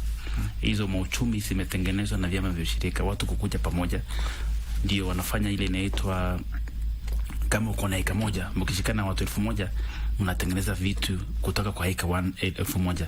Inakuwa ile inaitwa a feasible economic unit. Mkienda kwa soko mko na nguvu. Kutoka na hiyo mwaka mpaka 1970s vyama vya ushirika vilifanya mzuri sana. Tukadevelop zile zinaitwa value chains. Kwa sababu unakumbuka Kenya ilikuwa namba 1 Afrika kwa kahawa. Ilikuwa vyama vya ushirika. Kenya ilikuwa hata saizi Kenya namba 1 kwa mambo ya nini? Ya mayani chai. Kenya inajulikana kwa dunia mzima na mambo ya easy circles. Yes. Savings and credit. Ni kwa sababu ya watu kukuja pamoja. Na pia mambo ya masiwa ni vyama vya ushirika. Ndio unajua ukiangalia kabisa hii mambo ya vyama vya ushirika iliintroducewa Kenya mwaka wa 1908. Chama cha kwanza cha ushirika kikiformiwa pale Cape Kelion. Ilikuwa inaitwa, hii ndio siku hizi tunaita New KCC. Ilikuwa chama ushirika ya maziwa. Wale wafugaji wa ng'ombe wakikamua maziwa yao wanaleta kwa kula kutoka 1908. Na kutoka hapo imeenea kwa value chains mingi mpaka tuko hapa. Nikikuja mbio kidogo 1987 actually 84 kukoja na ile kitu ilikuwa inaitwa structural adjustment, tukaliberate economy yetu. Ndio tukawa na sheria mpya ya vyama vya ushirika, hii tunaita ka 490. Hiyo sheria imetusukuma kukawa na msukosuko kwa kidogo kwa vyama vya ushirika. 2010 tukapata katiba mpya, tukaanza kutengeneza sheria mpya ya ushirika. Ya kwanza ndio tuwe na hii sheria yetu ushirika, sheria yetu iwe na ile devolution ndani yake. Ndio tena hii sheria ijaribu kushughulikia zile challenges imekuwa kwa hivi vyama vya ushirika. Kusema kweli ukiangalia vyama vya ushirika vimechangia vikubwa kwanza katika mambo ya chakula. Ile ni food security. Imechangia pakubwa katika ile mambo ya foreign exchange. For miaka mingi pesa zetu za ngambo zimetoka kwa export ya agriculture. Na unakumbuka miaka mingi hata wale marais walikuwa nasema kilimo ni uti wa uongo kutumia Kenya. Na hiyo ukulima ilikuwa mpanga viru hivi vyama vya ushirika. Nashukuru. Na labda bwana katibu Patrick Kilemi, hadi kufikia sasa tangu tulipopata uhuru umetuelezea historia nzuri sana ya jinsi gani vyama hivi vya ushirika vilibuniwa na vile vile pia manufaa yake na chama cha kwanza cha ushirika. Labda hadi kufikia sasa baada ya miaka takriban 61 Kenya ina vyama vingapi ambavyo vimesajiliwa vya ushirika? Asante. kufikia sasa tuko na vyama vimesajiliwa vyama 30,000. 30,000 cooperatives zimesajiliwa na yule commissioner wa cooperatives. Na hizi vyama viko kwa biashara mingi, value chains mingi. Kwanza ukiangalia tena vile tulipata uhuru, kulikuwa na vyama mingi vya ushirika kununua mashamba. Ile watu walikuwa na kuja pamoja wanunua ile mashamba ya nini kutoka kwa wale wazungu walikuwa wenye mashamba. Hiyo vilikuwa vinajulikana sana siku hizo. Alafu vingi viko kwa hii mambo ya kilimo. Alafu sasa tukakuja kwa mambo ya savings, mambo ya SACCOS. Lakini kwa hizi vyama 30 mingi zimekuwa na changamoto hapa kule. Kwa hivyo tunaweza sema zile ziko active kwa leo ni kama 15,000, 15,000. Ndio ziko active. Yes. Yes. Una hizi vyama utapata ziko kwa ile tunaita primary, zile za production ziko agriculture. Utapata ziko kwa investment. Na utapata ziko kwa transport. Matatu mingi Kenya basi zimepangwa kwa chama. Kweli. Na utapata mingi ziko kwa ile savings, ile kuegeza na kuomba pesa. Kwa hiyo tunaita SACCOS ama zinajulikana kwa dunia mzima kama credit unions. Yes. Na umesema kwamba kuna vyama vya ushirika takriban 30,000, ingawaje umenukuu kwamba 15,000 peke yake ndio viko na mwangaza, viko active, na umesema kutokana na changamoto. Je, hizi changamoto ambazo zinakumba vyama vya ushirika nchini, Bwana Kilemi, ni gani hizi changamoto? Nashukuru. Unajua chama cha ushirika kitambo watu walikuwa nakuja pamoja, wanakuwa na ile kitu inaitwa common board. Ile kitu inawaleta pamoja. Kama ukiangalia from hiyo mwakutipata uhuru, watu walikuwa wanunua mashamba. Mnaform cooperative, ushikia kama ushirika. Ile common board, mkununua mashamba mgawanye. Hiyo chama ini sasa ile common board iko tena inaisha. Hiyo ni changamoto moja. Yaani kumaliza ile nini? Ile objective yenu ilikuwa nini? Lakini ile changamoto imekuwa sana kwa chama vyama vya ushirika imekuwa ni mambo ya good governance. Usimamizi unakuta tunapata usimamizi na watu wanakosa imani. Watu wanakataa kuzikizana. Alafu ndio inakuwa na changamoto, watu wanaachana na hiyo nini? Na hiyo chama ya ushirika. Kwangu vile tunaona sasa chama ya ushirika ndio iwe inaishi miaka kutoka vile tunasema KCC imetoka 1908 mpaka sasa. But pia ukiangalia chama imekuwa na changamoto. Kwa sababu utakuta tulikuwa na KCC akiwa 1908, tumekuwa na KCC 2000. Sasa tuko na new KCC. Ni kuonyesha kumekuwa na changamoto, lakini serikali imeendelea kusupport hizi chama kusimama. Yes. Bila shaka mtazamaji, 22 dakika zimetumika baada ya saa 2. Kuna yule ambaye kwa sasa ndo ameamka akaamua tu acha afungue runinga yake ya KBC Channel 1 na anaona watu wawili wamevaa suti na hajui watu ni kina nani. Mimi naitwa Rashid Mwamkondo na mgeni wangu ndani ya studio ni katibu katika Wizara ya Vyama vya Ushirika na Biashara Ndogo, Mheshimiwa Patrick Kilemi, na tunazungumzia kuhusiana na nafasi ya vyama vya ushirika kwa maendeleo. Kumbuka ni kipindi ambacho vile vile pia kinakujia mtazamaji kupitia KBC Radio Taifa, sauti ya Mkenya. Kwa wewe ambao kwa sasa unafungua radio yako, ni Zinga na tuko kwenye gumzo pevu, tunazungumzia nafasi ya vyama vya ushirika nchini Kenya na maendeleo yake. Studioni nikiwa na katibu katika wizara hiyo, Bwana Patrick Kilemi. Kumbuka ni wizara kubwa ambayo ina makatibu mbalimbali, lakini yule katibu ambaye anahusiana na vyama vya ushirika yuko hapa ndani ya studio. Nikirudi kwako Bwana Patrick Kilemi, vyama vya ushirika kwa kweli vimeleta maendeleo makubwa katika taifa letu la Kenya tangu tuweze kupata uhuru. Na kuna baadhi ya kazi ambazo hivi vyama vya ushirika inafanya na vile vile pia banki zinafanya. Je, kuimarika kwa vyama vya ushirika kunatoa changamoto gani katika maendeleo ya taifa, kwa sababu bado tuna benki za umma na kuna benki za kibinafsi? Nashukuru. Kwanza sasa nataka tuongee mambo ya vyama vya kuegeza na kuomba SACCOS. Hiyo swali unaulizia. Yes. Kuna tofauti ya SACCOS na banki. Unajua banki wewe ni customer. Kweli. SACCOS ni watu, wewe ni member. Ndio. Wewe ni nyinyi ndio wenyewe. Kwa sababu lazima mkuje pamoja, mkubaliane tutaweka pesa hivi, tutaombana hivi. Ndio ukienda kuomba pale pesa, unaambiwa members wengine ndio wanakupatia nini? Wanakugarantii kama 3, 5 kutegemea ikitegemea vile bylaws zenu zinasema. Kwa hivyo nyinyi ni members, sio customers. Ya pili, kuna nafasi ya benki na nafasi ya nini? Ya SACCOS. Ndio. Ukiangalia leo ile national savings sako wako ile nafasi wamefanya kama 30% ya national savings, kwa sababu kila Mkenya yule ako kwa mshahara sasa siku hizi mpaka wakulima wanakuja pamoja, wanaingia kwa sako 30% of the savings. Ukiangalia the sako movement, I mean the cooperative movement in Kenya vile iko saizi, tuna value saizi hata imefika karibu 1.1 trillion. Na ukiangalia hiyo sio pesa kidogo. Na ukiangalia pesa ya sako hapo ni karibu 400 billion.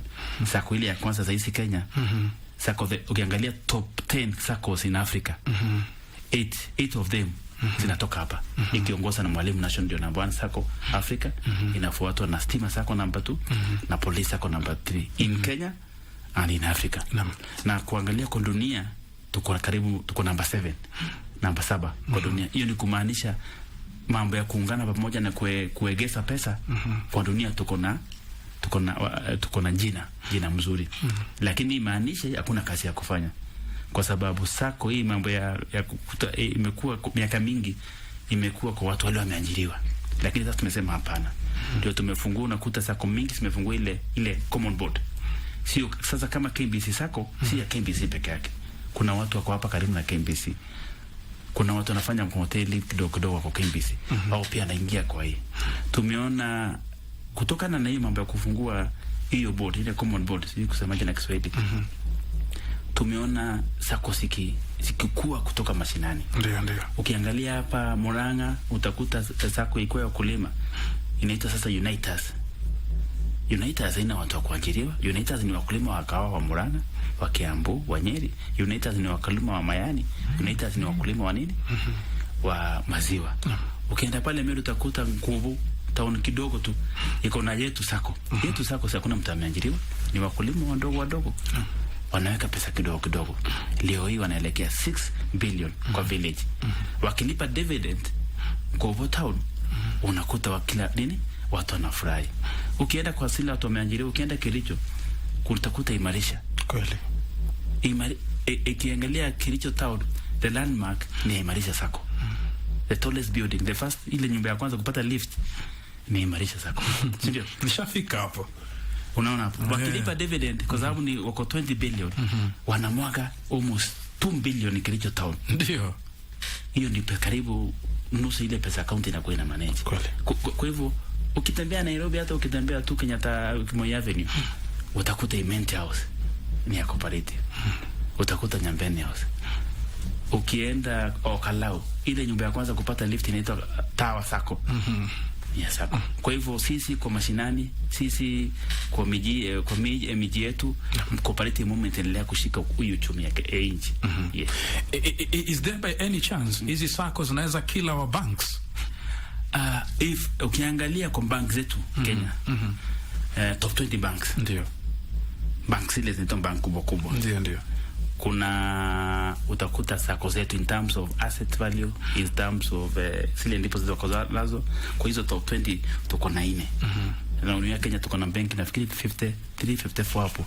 But top 20 in terms of asset value, in terms of ile nguvu, tuko na 3-4.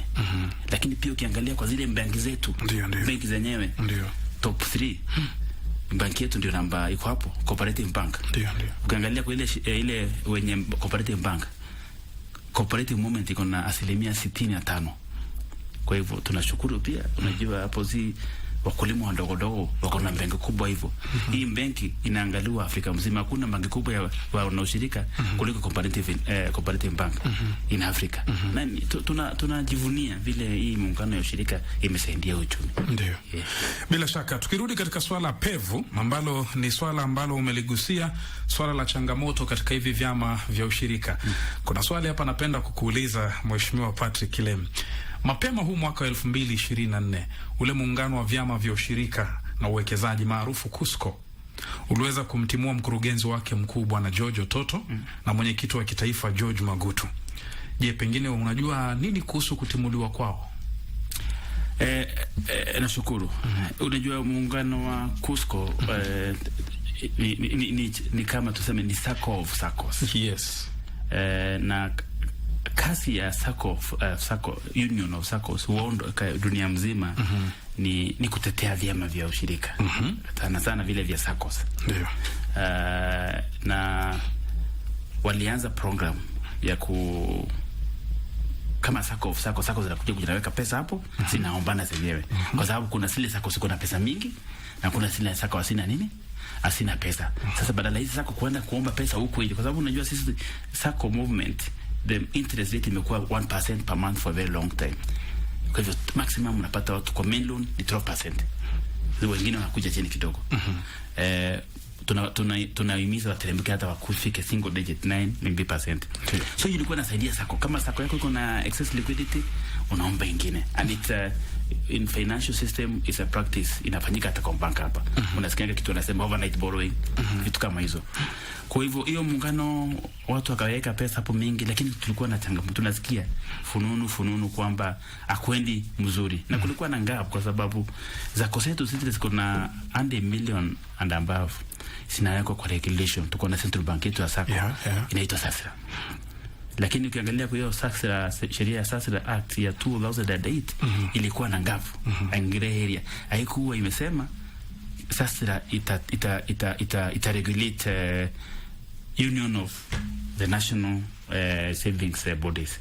Sasa kukawa na hiyo tatizo, regulation ya ingi atujui vile, kwa hivyo anakuwa managed. Alikuwa badala ya kuingia ndaka hiyo sheria ya 2008 alikuwa bado anaendelea sheria yetu ya commissioner ya cap 490. Unajua sasa community pale kuna pia changamoto. Sasa tukipata vitabu zetu ziko sawa. Kwa sababu sheria ya cap 490 inasema kila cooperative inafanya return by 30th of April. Walikuwa wanaleta ile vitabu na inaondetiwa, lakini sasa vile tulianza kusikia kuna fununu watu wapate pesa vile wanataka. Tunasikia wanaomba pesa kwa bank, lakini ukiangalia vitabu wanasema wao kuna hii pesa mingi wamepeana hii, lakini hawana pesa. Kwa sababu kama hawana pesa wataenda kuomba, wakienda kuomba tutaambiwa. Ndio tukaanza uchunguzi kidogo, tukakuta kulikuwa na ile mismanagement. Hatukupata report kabisa, ndio waziri wa siku hizo in his wisdom akaform akasema tufanye nini uchunguzi. Na wale wanakusko pia nao wakasema wacha waite, wakaform board mpya na wakaform interim management. Tuangalie sisi kama serikali tumeambia Inspector General of Police bila other agencies za serikali wakuja watuangalie. Na kama board of custom nao wameleta auditor, tumechukua one of the top 4 auditing firms in the country, ndio wakuja tufanyie ile kitu inaitwa forensic. Sasa tujue ukweli uko wapi. Lakini kuongea na watu wameweka pesa Cusco, the movement is very resilient. We have had challenges, not Cusco alone. Hata hapo ukienda Kiambu kuna inaitwa Metropolitan. Ndio. Wanasako wanalia kila siku. The movement is very resilient. Serikali itasimama na hizi SACCOS to make sure that watu wetu hawapotezi. But importantly, and this is very key, is that we want to make sure that this does not happen again. Na hii tunafanya through sasa sheria, nikubalieni ngema mambo ya sheria hii tunatengeneza mpya. Iko bunge. The cooperative bill 2024. Iko bunge, second reading. Tunaandika hiyo question of good governance. Tunajaribu kutibu ile magonjwa ilikuwa kwa ile sheria yetu ya cap 490. Na ile ugonjwa kubwa ilikuwa cap 490 ni ile ugonjwa ya good governance. Tukufanyie nini wewe ukismanage if you mismanage public resources. We want to address that question through the legal framework. Mheshimiwa, from where you are sitting, umeweza kutuzungumzia kuhusiana na zile gaps ambazo zimekuwa katika cap 490 na kabla act kuweza ku amended vizuri 2008, na umeweza kuzungumzia kwamba kuna forensic audit inafanyika, maafisa wa polisi wanachunguza kuhusiana na haya yaliyofanyika katika Cusco. Mahali ulipokaa, kuna pesa yoyote ilipotea hapa? Wacha nikwambie, kuna vile tunasema we cannot account. Ndio. We cannot account. Unajua sasa ukisema umechukua deposit ndio ya watu, umechukua 10 billion. Sasa ukichukua lazima itakuwa benki. Kama hiyo benki umepeana. So kama umepeana si itakuwa kwa loan book. Kweli. So what we see, tunaona mismatch between the loan book and deposit book. Tunaona nini? Gap. Hiyo sasa gap ndio tunataka kujua hii gap ni ya nini. Hii gap pay pesa iko wapi? Kama iko kwa bank, haiko kwa loan, na unasema ulichukua na watu wanasema tulikupea. Hii gap ni nini? Na sasa sitaki ku anticipate, lakini najua tu ukiona kuna where you see smoke, kuna ukiona moshi kuna moto mahali. If it smells like a cow, it looks like a cow, it's a cow. So I don't preempt the outcomes of the forensic audit, but I mean, what I can assure at the moment is that the moment is very resilient. We are sure we are going to overcome this challenge. Alright, labda kidogo kabla kuendelea mbele, 25 dakika itimie saa 3, niko naye Patrick Kilemi, katibu idara ya vyama vya ushirika, tukizungumzia kuhusiana na vyama vya ushirika na vile pia vile vyama vya akiba na mikopo. Labda tuzungumzie kidogo tu kuhusiana na Hustler Fund. Hadi kufikia sasa tangu ilipo introducewa na Rais Daktari William Ruto, je, Hustler Fund hadi kufikia sasa labda watu wamekopa pesa ngapi kwa siku, wanakopa pesa ngapi, na kiwango cha watu kulipa je kiko vipi, na imesaidia vipi huu mpango wa Hustler Fund? Nashukuru. Kwanza niseme Hustler Fund iko kwa department ya MSME ile inaongozwa na dadangu sasa. Kwa ruhusa yake nijaribu tu kusema kwa sababu tuko kwa wizara moja. Lakini Hustler Fund kwanza Hustler Fund ilikuja kwa sababu kufanya ile kitu inaitwa nini, to kurekebisha a market failure. Unajua watu wengi wa Kenya hawakuwa na access. Unajua millions of Kenyans walikuwa wameingia pale kwa CRMB. Hustler Fund kutoka ianze, we have first gotten 13 billion from the exchequer. Out of that 13 billion, tumepeana 56.4 billion as at yesterday, jana. Na kutoka vile watu wajue hivi, hii pesa tumepeana 44 billion imelipwa. 44 billion. Wakenya wangapi wameomba hii pesa? As at jana watu walikuwa wameomba 23.9 million. Yule mtu wa Kenya ameingia amesema ID yangu ndio hii, namba yangu ni hii, nataka kuomba pesa 23.9 million. That's almost 50% of the population. And out of this 29.3 million, we have 8.2 million Kenyans who borrow repeatedly. 8.2 million. Sidio? Na kwa 8.2 kuna wale sasa wamegraduate, na sasa nataka kuonyesha wale tunataka kuchukua sisi kama SACCOs. There are 2 million Kenyans who are so consistent kuomba Hustler Fund. Tunaona hao watoshima Hustler. Sisi kama SACCOs tunataka kuwachukua na wengine wataenda kwa benki. So unaona kwa 23.9 million we are able to graduate now 2 million Kenyans to the formal financial system. To me that's a big success of the Hustler Fund. Alright, kuna msikilizaji hapa kwenye ukurasa wetu wa Facebook anauliza, good morning Rashid, salimie Principal Secretary Bwana Kilemi. Swali langu kwake ni, pesa zile wanawekea mtu kwa long term savings account after mtu amekopa Hustler Fund zitaanza kutumika lini?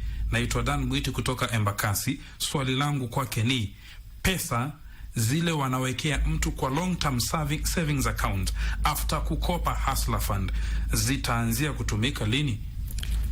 Tena vile nashukuru Rashid kwa swali. Tena vile nimesema hii ni katibu mwenzangu, lakini acha niseme savings. Ile success tumekuwa na hiyo component ya savings. Savings hizi imefika 3.1 billion. 3.1, hiyo ni pesa mingi. Na kwa sababu tunachukua ile 5%, na hii component ya savings iko na long term na short term. Sasa sitaki kujibu hiyo specific question kwa sababu nataka tufanye mpango Rashid. Yes, hapa afike aongee mambo ya Hustler Fund na hizo details. Ajibu nani? Ajibu Bwana Mwiti. Sawa. Kuna mmoja hapa anaitwa Kim Chamara. Afya Sako inaanguka. Je, katibu atatusaidia vipi ili tusipoteze pesa zetu? Nikimjibu Afya Sako ianguke. Afya Sako imekuwa na changamoto ndio. Na unajua Afya Sako tena wale wana member wana Afya Sako ni hospitali. Na hospitali isiko involved. Kwa hiyo mishahara yao inalipa na counties. Kutokana na hii changamoto county imekuwa naye, nimepata report kutoka Afya Sako wananiambia karibu county iko na mandeni ya 900 million, karibu 1 billion. Ndio. Unaona hiyo ni pesa mingi. Na kubaliane pia na kuna shinda pale Afya Sako ya management. Kwa sababu kumekuwa na new board mbodo mpya, lakini unakuta pale pia kuna conflict between the board and the staff. Afi kuna wafanyikazi karibu 250. Hao ni watu wengi. Na kama management here eneo na board kwa na changamoto. Kuna ile wanafanya watu wakuwe na cash run. Watu wakimbilie pesa yao kwa sababu ya nini? Ya hizi rumors. Lakini mimi nataka kuwashua hivi. Nimeongea na board hata sako they are trying to restructure their facilities. From what I heard ni kwamba banki yetu cooperative wanaongea na cooperative bank kuona vile watastructure so that kuinject ile inaitwa nini liquidity. Pia wameniomba wameniandikia barua naandikia chief of CEO wa council of governors to engage na governors pia wakisubmit mishahara ya wafanyikazi wa county pia wanasubmit nini their contribution to the circle so that kuna kwa hiyo nini flow of liquidity. Na mtazamaji, dakika ni 40 baada ya saa 2. Endapo ndo kwa sasa unaamka, najua kuna wengine wanaamka sasa. Na ukiamka tu umeamua kwamba uchague runinga ya KBC Channel 1. Kipindi hewani ni Zinga Good Morning Kenya, na studioni msikilizaji tuna mgeni hapa ndani ya studio, na si mwingine bali ni katibu katika Wizara ya Biashara ndogo na vyama vya ushirika, lakini yeye sana ni katibu anaelekea katika vile vyama vya ushirika, ndugu Patrick Kilemi, tukizungumzia nafasi ya vyama vya ushirika wa maendeleo. Zidi kuwasiliana nasi, nitakuwa nachukua simu baadaye msikilizaji kupitia 0700176699 na kwenye ukurasa wetu wa Facebook KBC Channel 1 TV na KBC Radio Taifa Sauti ya Mkenya. Nikirudi kwako ndugu katibu, umeweza kuelezea ufanisi wa vyama vya ushirika Kenya, barani Afrika na vile vile pia ulimwenguni, na ukasema kwamba ulimwenguni kwa sasa tunashikilia nafasi ya 7, na umeweza kutaja zile sako ambazo ziko number 1 na 2, 3 barani Afrika, na vile vile umeweza kuzungumzia umuhimu wa kahawa yetu na chai yetu kupitia vyama vya ushirika. Sasa mwezi Oktoba kuna kongamano kubwa litafanyika hapa Kenya ambapo washiriki zaidi ya 2000 wanatarajiwa kuhudhuria kutoka sehemu mbalimbali za dunia. Labda inaashiria nini Kenya kwenye sekta ya vyama vya ushirika, kongamano ili kuletwa hapa nchini kwetu? Nashukuru. Hii kongamano kuja Kenya kwanza inawashiria kwanza vile Kenya ni attraction kwa conference in Africa. Kwa sababu conference tourism is a big economic channel in the world. Na hii kongamano ya saka kuja Kenya inaonyesha dunia iko na imani na Kenya. Kwanza tuko na uwezo wa kureceive wageni 2000 kuwa host, na tuko na zile facilities. Number 2, the states sisi kama as a tourist destination, who we are as a country. But importantly is the people. Watu wa Kenya ni watu ina gani? Watu wa Kenya ni watu wazuri, watu wanapenda wageni, na tukusema ukweli, our culture is vibrant. Watu wetu wako na ile utu, wanapenda wageni. Na hii kongamano saka tunaleta wageni wengi. Tunaleta wageni karibu 300 kutoka Amerika. In fact tukiangalia kwa nchi nafikiri tunaleta wageni kutoka almost 40-50 countries. Na tunakuwa na wakubwa vile vigogo vya vyama vya ushirika kutoka Amerikano. USA tuko na viongozi, na unajua ukienda US cooperative movement inasikika kweli. Ukienda pale Congress cooperative movement inasikizwa.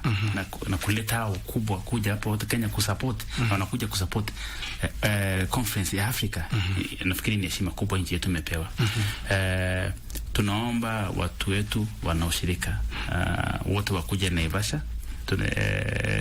Rais wetu amekubali kuwa mwenye heshima tarehe 8 Oktoba pale Naivasha, na serikali yote itakuwa pale. Tumepata pia tumefanya mialiko kwa marais kadhaa wa Afrika, na tuko na imani tutapata wengine 5 wakija pia washikane na sisi. Ndio, na mawaziri tuko na mawaziri karibu 15 wale wanakuja kuwakilisha serikali zao. So na ombi langu ni wanashirika wana Kenya wote tukuje kwa kongamano tarehe 6, tarehe 12 pale Naivasha ndio tusherekee ushirika. Unajua mwaka ujao 2025 United Nations imedesignate kama the cooperative year, the international cooperative year. Kwa hivyo 2025 ni mwaka wa ushirika wa United Nations. Kwa hivyo hii Isaka conference itakuwa kama ile kuanza kusherekea mwaka wa ushirika wa dunia 2025 ile imekuwa designated na United Nations. Katibu, umetoa ombi lako moja kwa Kenya na vyama vya ushirika kuhusiana na ile kongamano ambalo linakuja. Mimi pia nina ombi kwako, litakapokuja ili kongamano chini ya wizara yako, usisahau kufanya kazi na Radio Taifa. Nitafanya hivyo. Tutafanya kazi na KBC kama our partners. Yes.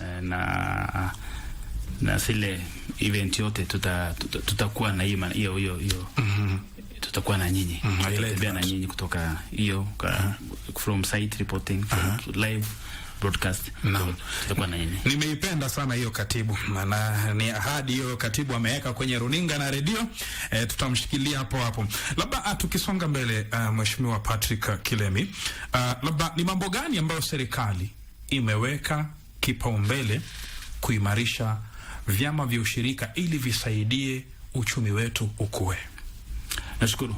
Kwanza nataka kuongea mambo ya hii bottom up na vyama vya ushirika. Unajua kutoka vile nilikwambia tena historically vile tumekuja sasa, tumekuja hii serikali. Hii serikali imeona ni muhimu kupitia the wisdom of His Excellency the President kuwa na wizara ya vyama vya ushirika na biashara ndogo. Kwa nini? Ni kwa sababu ile umuhimu hivi vyama vya ushirika inaweza fua naye kwa uchumi na biashara ndogo. Sasa sisi tuko na standalone ministry na kwa miaka 10 tukua nayo. Ukiangalia kwa ile bottom up kuna zile outcomes watu wanataka. Lower cost of living, ile agencies wanasema lower cost of living. Watu wanataka affordable health, wanataka affordable education, sio? Watu wanataka affordable housing. Watu wanataka nini? Mabarabara. Watu wanataka food security. Hapo ndio outcomes. Lakini kuna chini hapa kuna pillars. Zile zina support hizo outcomes. Moja hapo ni agriculture, biashara ndogo, MSME, digital economy, creatives, sio? Affordable housing, affordable universal healthcare. Those are the pillars. Lakini chini ya pillars kuna zile tunaita enablers, ile foundation ya nyumba. Sisi kama wanaushirika, the bottom up economic transformation agenda, we play our role is we are an enabler of the pillars. Kama ni agriculture, kilimo kama pillar, sisi tunapanga wakulima hapa chini kwa hizo groups. The productive cooperative, production cooperative. Kama ni wanabiashara, tunachukua zile pesa zao dogo through the circle movement. Tunapanga. So kazi yetu ni enabler. But more specifically, if you look at our economy is very rural. Watu wako mashinani. Kweli. Ukiangalia pale, nataka kukupatia example. Ukiangalia Kisumu, utakuta vijana wawili wako na biashara inaitwa chicken basket. Wanatengeneza flavor yao ya kuku. Kuku ya kienyeji. Ukienda jioni pale unakuta watu wamejaa. Watu wanakula kuku Kisumu. Lakini wananiambia wana kuku, watu hawapati kuku. Nikawaambia simtembee Western. Wakaweka container pale Bungoma, nyingine Kakamega. Ndio wachukue kuku, wanaleta tini, watengeneze hiyo kuku yao. Hawakupata stocks. Kuku kienyeji wana import sasa kutoka Uganda. Unaona kuna vale chini hapo iko na pesa. Ukiangalia samaki along our coastlines, either like wingie Kisumu ama wingie coast, we are long. Watoto wanaingia kwa bahari kutafuta samaki. Lakini wakileta samaki pale wanapata bei ya jioni. Kwa sababu wametoka huko na anataka kununua hii samaki ndio tegemeo lake. Hiyo samaki ndio chakula, utanunua unga, unanunua maziwa. Lazima auze. Wale wanunuzi wanangojea jioni. Because wanajua huyo mtu hii samaki anapalea kuweka lazima auze. Anauza at duress. Ukiona president alikuwa huko. We are developing, or we are converting all the beach management unit into cooperatives. Alafu tunapatia facilities za freezers. Wanakuwa cooperative. Ukileta ile samaki kama unauzanga 300 unaweka unapatiwa 300 hapo. Lakini you have also do your fish. You just umepeana samaki yako kama vile tunapeana kawa kwa factory. Ikija huku tuuze 700, 800, 900. Tunakuletea pesa yako. Ile nini? ili ungepata, kwa sababu ukija hapa Nairobi kula samaki hapo service ile samaki kidogo ni 800, lakini pale Kisumu ile kubwa ni 300 400 bei jioni. How can we make sure that our people are starting maximum value from their handwork? Ndio tunafanya hivyo. We are converting, and we are doing this through all the value chains. As a department, we have 16 value chains we are following up, but the government has 9 priority value chains. Na zote tunafanya cooperatives hapa chini. Mtazamaji, dakika 10 zimesalia ifike saa 3, lakini tunaomba nichukue simu mbili tu. Msikilizaji anadhani kwamba una swali ungependa kumuuliza katibu Kilemi ndani ya studio. Nambari zangu za simu ni rahisi: 0700176699. Mheshimiwa, naomba uvae hivi. Nambari zangu za simu ni 0700176699. Msikilizaji, kama una swali lolote ungependa kumuuliza katibu ndani ya studio kuhusiana tu na swala ambalo tumelizungumzia, msikilizaji, mambo ya vyama vya ushirika na sako, tafadhali ukija hewani kuwa mfupi ndo mpishe mwenzako aweze kuchangia. Mmoja anauliza nitakuwa vipi hewani mfupi? Okay, yani mchache wa maneno. Haya, 0700176699. Kama kuna simu hapa nichukue 2-3. Hello. Tunachukua. Tumechukua simu. Hello. Ndio hii nimechukua ndugu yangu. Hello, Radio Taifa. Okay, unasema hatuchukui simu na tumechukua. Haya, tuchukue nyingine. 0700176699. Anachukua simu moja kwa moja msikilizaji. Hello. 0700176699. Una swali lolote kwa katibu kuhusiana na SACCOS na vyama vya ushirika msikilizaji? Tutakuwa nachukua simu nyingine hapa. 0700176699 ndio nambari yangu ya moja kwa moja hewani. Hello. Inaonekana kidogo kuna tatizo pale kwenye laini ya simu, lakini tutarudi tena baadaye. Labda tukisonga mbele, Mheshimiwa Patrick Kilemi, kuna mswada wa vyama vya ushirika ambao umejadiliwa pale bungeni na unalenga kuanzisha afisi ya kamishna wa maendeleo ya ushirika, both national na mkurugenzi wa kaunti wa vyama vya ushirika, angalau kutoa nafasi za kukuza, kusajili na kucontrol vyama vya ushirika.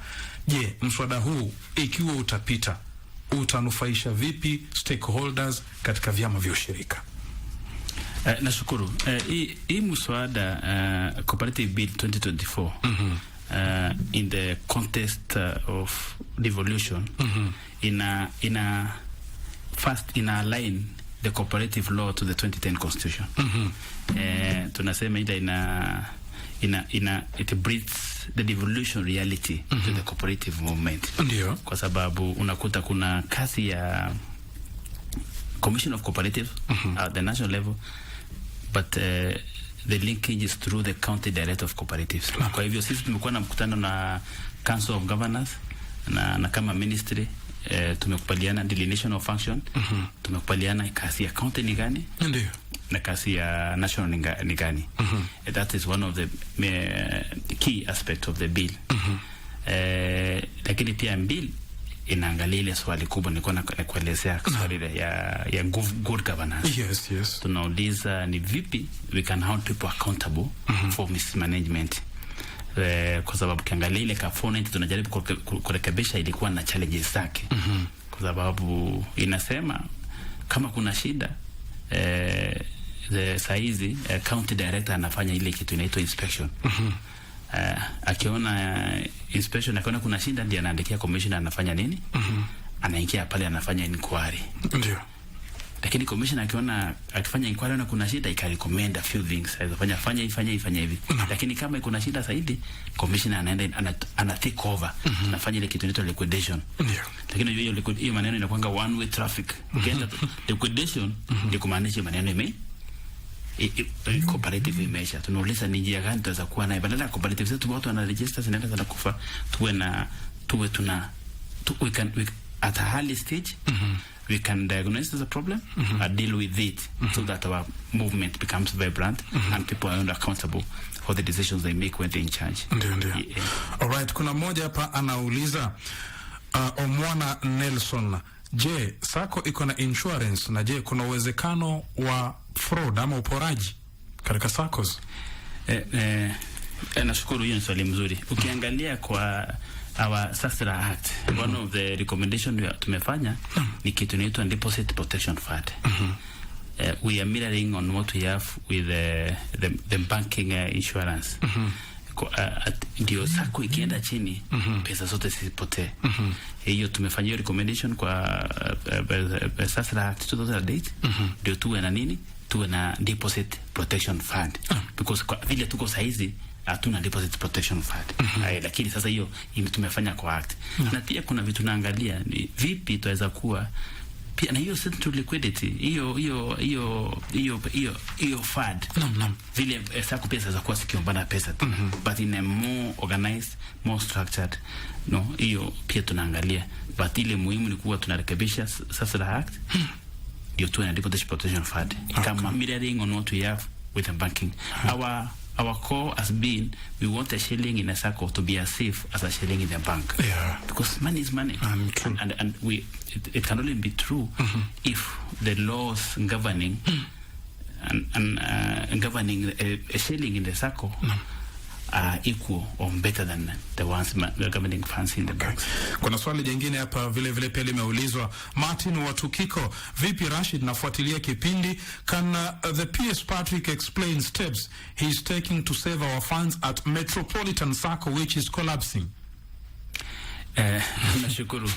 Nilikuwa nimeelezea kuwa pia shinda ya Metropolitan, shinda za Cusco, hizi zote ni shinda za mismanagement. Ndio. Na it's unfortunate what is happening at what happened at Metropolitan.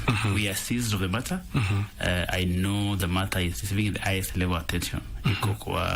Again, to escalate the matter kwa DCI. We have people who are being followed. But importantly is that we want to make sure that our people don't lose their money. We are working with the stockholders to make sure that Metropolitan and go down and people don't lose their resources. It may take time, but my appeal to people that let members be patient. The movement is resilient. We are really working with those stakeholders to make sure that pesa za watu wetu wa Metropolitan asipotee. So SACCOs kuna insurance? Ameuliza hapa, kuna bima? Hakuna ile bima ya pesa. Hakuna ile bima ya kusema ndio tunakuambia tunataka kwa kile kitu inaitwa Deposit Protection Fund. Because insuring money itself is very complex. Ndio. Alright, msikilizaji, dakika zangu zimesalia kidogo tu hapa, labda nimpatie Mheshimiwa Kilemi awaelezee wa Kenya kuhusiana na hili kongamano ambalo linakuja, kwa sababu haliko mbali. Mwezi Oktoba ni kesho tu. Labda kwa yule ambaye anakutazama, Mheshimiwa, uangalie kamera hapa mbele, utuelezee tu kiufupi kuhusiana na hili kongamano na vile vyama vya ushirika labda ambavyo vitashiriki vinafaa vifanye nini, na vile pia umetuelezea kwamba wageni wakija tutapata zile foreign exchange, na mbali na ile kupata foreign exchange, je, taifa la Kenya litafaidika vipi na hili kongamano ambao umesema huenda likafunguliwa na kiongozi wa taifa Mheshimiwa William Ruto? Nashukuru. Hii kongamano la SACCO litakuwa tarehe 6 hadi tarehe 12 pale Naivasha. Tunatarajia wageni zaidi ya 2,000. Kati yao karibu 500 watakuwa wageni kutoka nje. Tuna expect viongozi wa vyama vya ushirika kutoka vyama vya ushirika vile vikubwa kutoka Europe, from Scotland, from United States, wakuje watu support. Hii kongamano inasaidia nchi sana. Kwanza ni dhibitisho kuwa nchi yetu ni kiongozi katika mambo ya conferencing. Namba 2, italeta ile ukweli, wataleta sile ndio tunahitaji sana. Na muhimu sana ni kama sisi Afrika, Kenya ni kiongozi wa mambo ya vyama vya ushirika. Kwa hivyo hii inainua taadhima ya nchi kwa dunia, na appeal kwa wanaoshirika wote wa Kenya waingie katika mtandao. The registration ni online, mtandao wa Akoska. Waingie wafanye ile online registration, kwa sababu kuna limited space. Kwa sababu tunataka kupea space wageni wetu. Tunatarajia kuwa na rais kadhaa wa Afrika. Tuko na confirmation na mawaziri zaidi ya 15. Na tunajua sisi kama wanaoshirika, tunajua we know how to host, we know how to put up a show.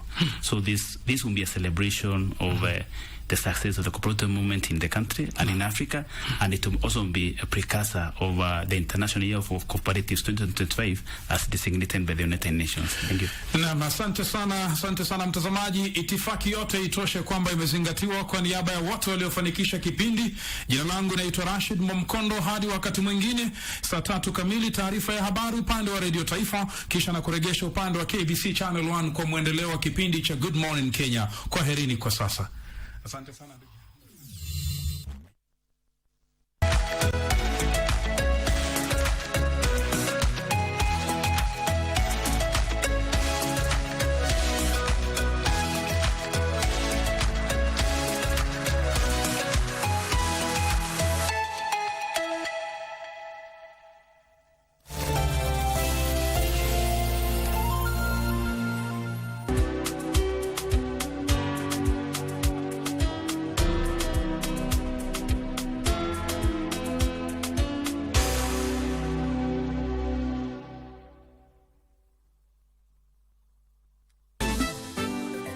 Tija, she has been saying a lot of crazy things today.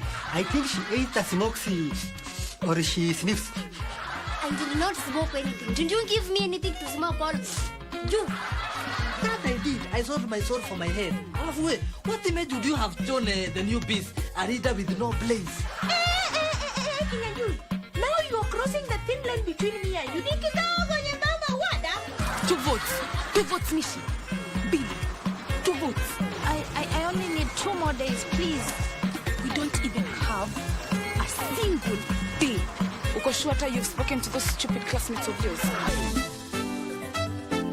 Mtazamaji, tumekuandalia taarifa zinazogonga vichwa vya vyombo vya habari kutoka hapa jijini Nairobi na pia mashinani. Wanahabari zaidi ya ubora wao wako ange kukuletea habari pindi zinapochipuka kutoka pembe zote za Kenya. Kwenye kipindi cha Tamrini tunakuletea mazungumzo ya moja kwa moja kufafanua na kuangazia masuala yanayokuhusu wewe mtazamaji. Kumbuka, taarifa yenye thamani daima hupokewa kwa amani. Hivyo basi usikose kuungana nasi kila siku ya wiki. Tukupakulie na tukutaarifu taarifa yenye mnato kwenye runinga unayoienzi. Kwenye kurunzi mashinani, sisi DC.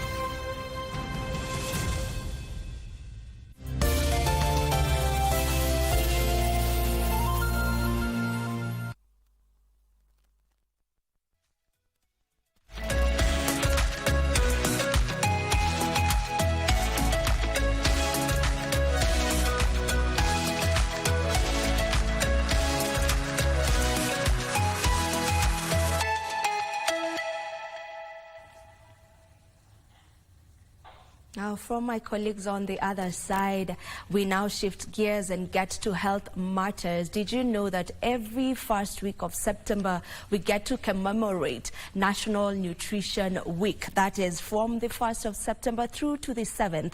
And for that reason, today we have a nutritionist in studio, and our focus will be on the importance of good nutrition in the early stages of a child, specifically between the ages of 0 to 5 years. This year's theme for the National Nutrition Week is nutritious diets for everyone. And joining me in studio, as I mentioned, is a nutritionist. Her name is Martina Adegwa. Martina, welcome to Good Morning Kenya. Thank you very much. You're doing well this morning? Yes, I am. All right. So we get to commemorate National Nutrition Week this entire week up to the 7th of this month. Kindly, if you can just tell us the importance of having these celebrations or getting to commemorate that. First and foremost, just like you had mentioned, the theme for this year is nutritious diets for everyone, and it's important to hold these conversations about nutrition because, one, during this particular week, we raise awareness on the importance of good nutrition in day-to-day life. So secondly, it's also a time when we get to emphasize or highlight the link between nutrition and good health. And alongside that, we get to encourage individuals to learn and make informed decisions. What does this really mean? That before you decide on a particular meal or what will be prepared at the household level or at your home, you get to really think about, does this add value? How does this contribute to my daily health? What kind of lifestyle do I really want to live? And during this particular week, we also get to address issues that are related to undernutrition or overnutrition, and also promote strategies that really help us to combat malnutrition as a country. Yeah, you've talked about overnutrition. I think we all know about undernutrition, you know. When you're talking about overnutrition, what does this mean? This means that an individual gets to consume more than what they need, and as a result, they get to have, there's something called BMI in nutrition, body mass index. That is the relationship between the height and the weight of an individual. So anything above, there are particular ranges, but anything above 24.5 or 25 is actually considered excess. So an excess of nutrient intake is considered to be overnutrition. So a lot of times when this becomes a way of life, we see things such as obesity, overweight, and lifestyle diseases coming up, such as high blood pressure or hypertension, such as diabetes, as a result of overnutrition. Yes. All right, so our focus today will be mainly on early childhood, so the importance of good nutrition on early childhood, specifically looking at young babies from the ages of 5, that's an infant, to around 5 years old. Maybe what does good nutrition mean for these young ones? Well, the first thing I'd like to say is that if we change the beginning of a story, we change the whole story. So good nutrition does not just start at birth. It actually starts before conception. And therefore, when we talk about the first 1,000 days of life, that is the foundation of nutrition. Meaning that the first 270 days of pregnancy is very key, because good nutrition increases the chances of good outcomes. By outcome, I mean a healthy baby. Therefore, you find that as a country right now, there's a recommendation that at least a pregnant woman, one, should plan to get pregnant. Therefore, you get to eat the right kind of foods that actually promote a healthy body, so that you're able to carry the pregnancy to term. And during this 9-month period, antenatal visit and antenatal care is very key, because during this visit, a woman gets to receive advice on what to eat. They get to receive iron and folic acid supplement, which is very important to ensure that the baby is formed correctly and there are no deformities such as spina bifida or cleft palate.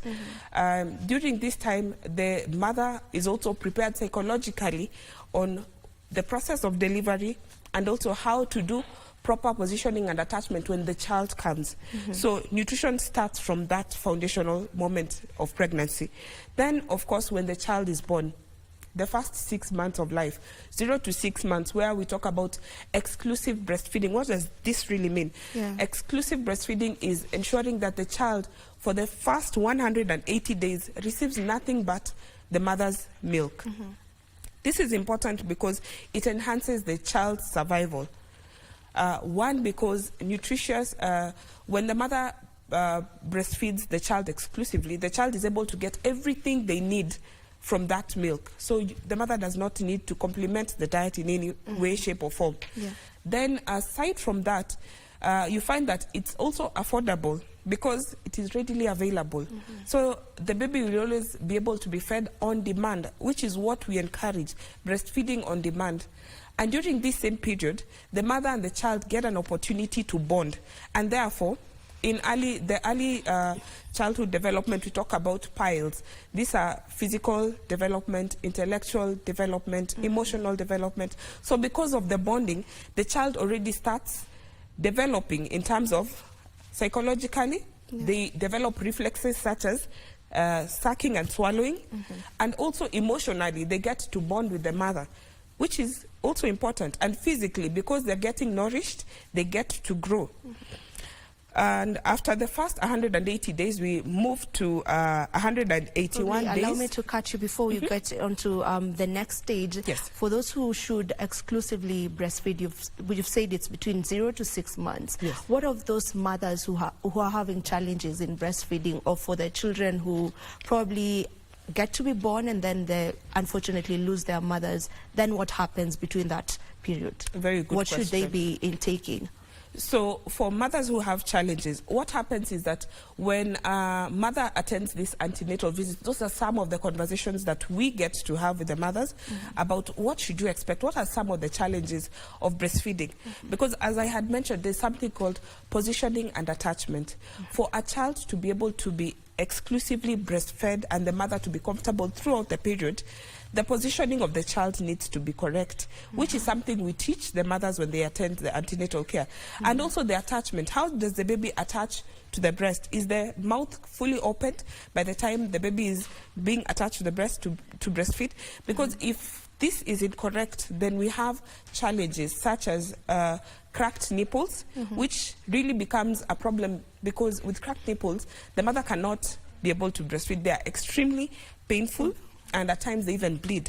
Sometimes the mother can have something called inverted nipples. Instead of the nipple being outside, it looks like a dent. It's inside the breast. So what we do is we correct it, not surgically, but we encourage certain practices such as massaging it outwards, such as using a syringe without the needle to pull it out, and eventually with the baby suckling, it also comes out.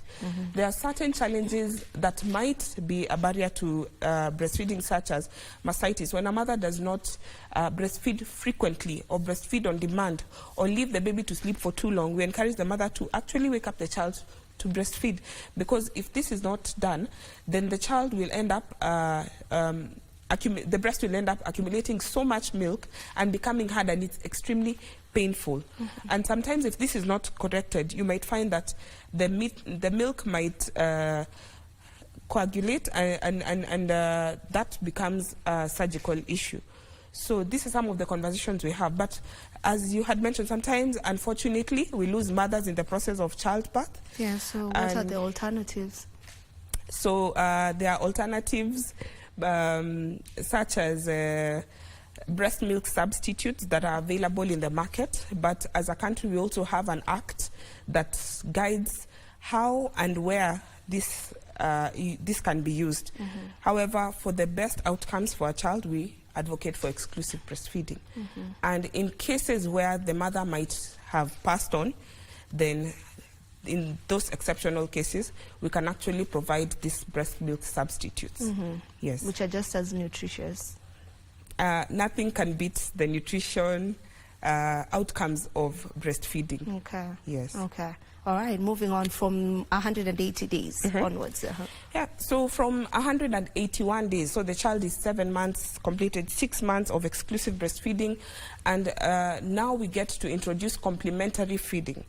So this means that there is complementary feeding, meaning the child gets additional nutrients from other sources, but there's continued breastfeeding up till the age of 2 years and beyond. So in this particular time, it would be very important to think about nutrition in terms of the food groups. So currently, we talk about 10 food groups, which are: 1, there's eggs; 2, there's milk and dairy products; there's also beans and pulses; there's dark green vegetables; there's nuts and seeds. We also have other vegetables, which I'll give an example of just for purposes of understanding. Then we also have orange fruits and vegetables, and we also have meats, fish and dairy products, and poultry, and finally we have nuts and seeds. So these are the 10 food groups. When you talk about a healthy meal, a nutritious plate, a balanced diet, we're talking about consuming food from different food groups. For a child, it's important for them to consume from at least 4 food groups. So anytime you're thinking about introducing complementary feeding, remember, this child has exclusively been breastfeeding. Therefore, we're introducing something new, and it needs a lot of attention and patience, because we are teaching a child to consume something different. Therefore, it needs to also be gradual. And that is where we talk about responsive feeding. How do we understand, how do we check for signs or cues that a child is full, that a child is hungry, first of all, so that we promote, we talked about emotional development.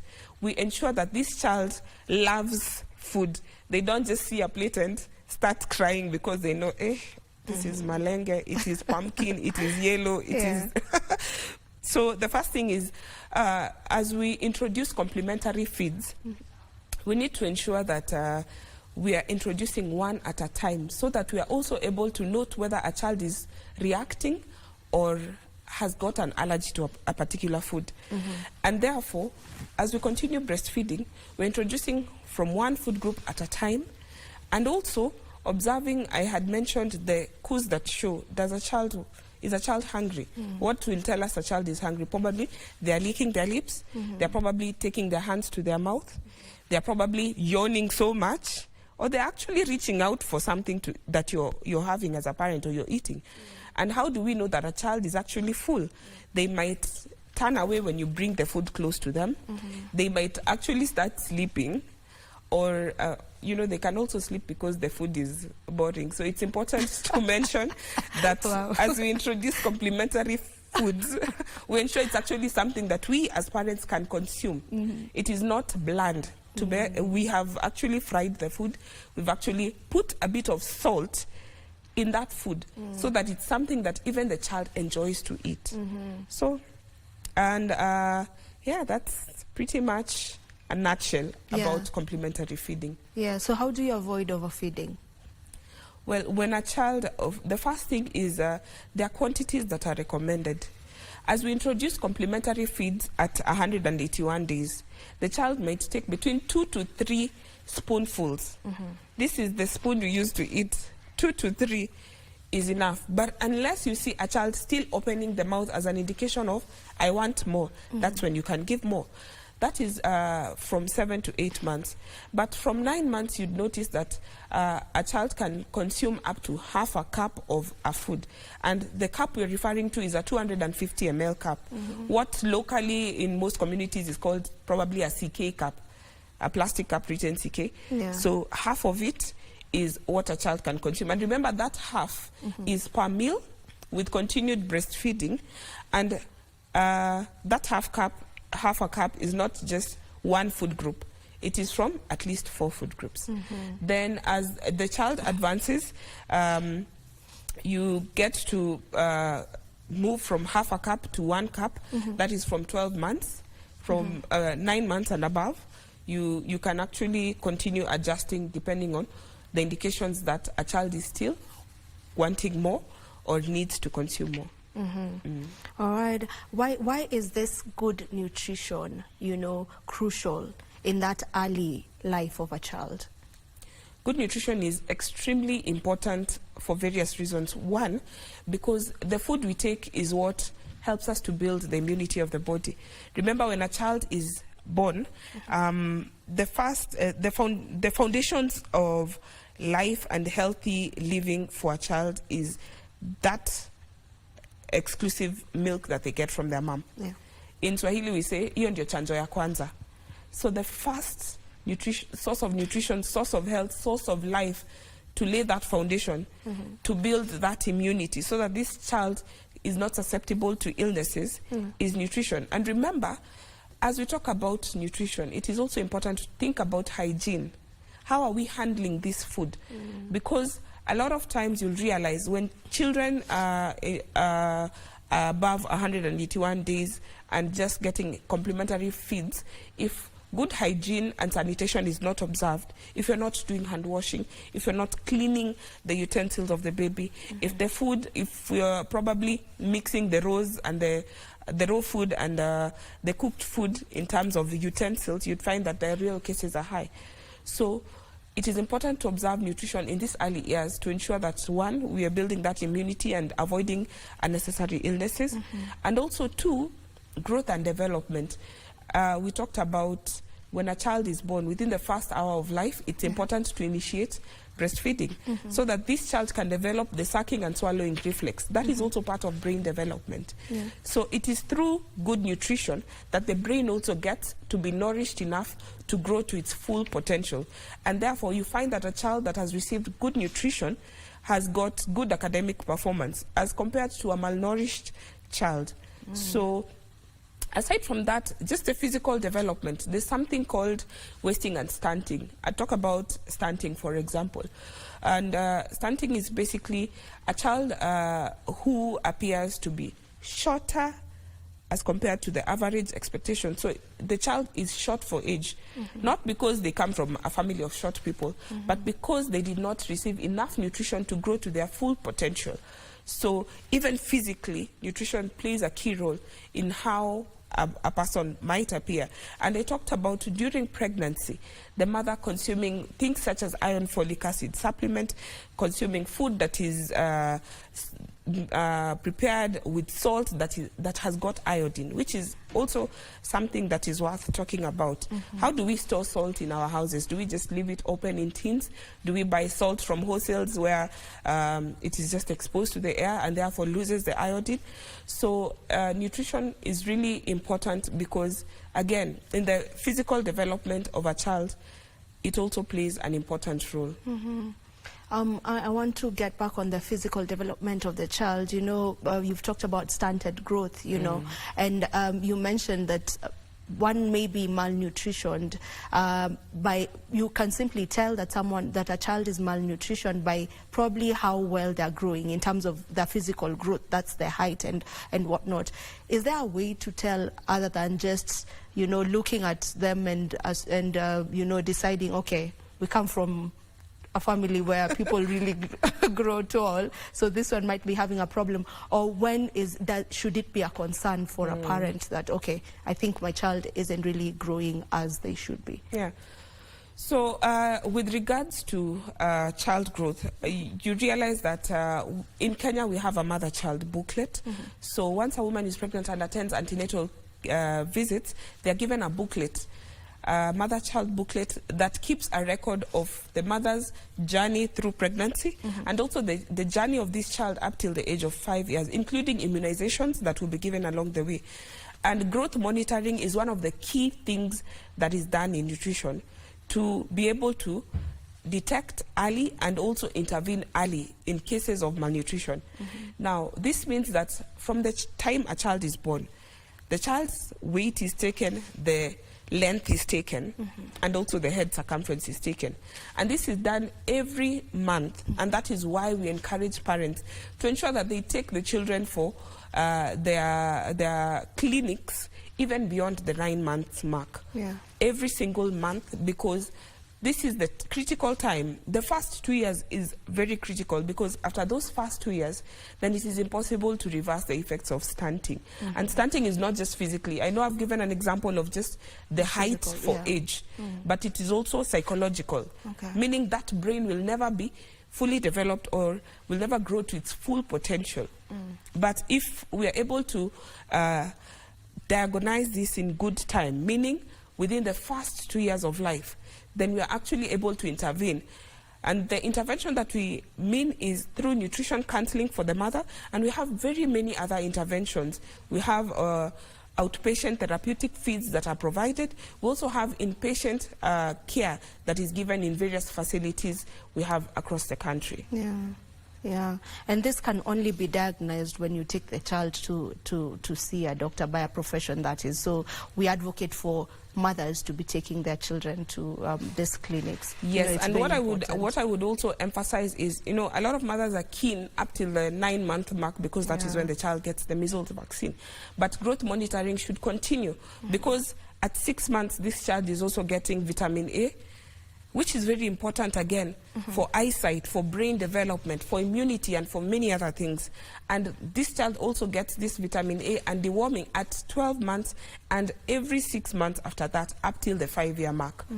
And during this particular period, we are also continuing to do the growth monitoring to just see, is this child's chart going up or is there a place where it became plateau? that becomes a point of concern. Because again, when you notice that a child's growth curve is not going up, it means that probably either the child was sick, either the child is not consuming as much as they should. There is a reason for us to have a more detailed conversation with the mother and intervene in a timely manner. Okay. What maybe are the long-term dangers for, poor diet? Wow, the long-term effects or results are one, of course, the immunity, poor immunity. So this child becomes sickly often, and even as an adult it can prolong.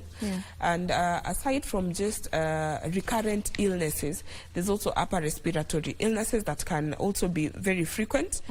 And if you think about income at the household level, a lot of money will be diverted to ensure that this child accesses medicine or health care instead of it being redirected to providing good nutrition. So aside from that, there's also, I talked about the brain development of this child, the long term. If a child is stunted or does not get good nutrition within the foundational years, it means that this child's brain will not grow to its full potential. Therefore, even academically, their ability to understand the level of concentration will also not be at peak.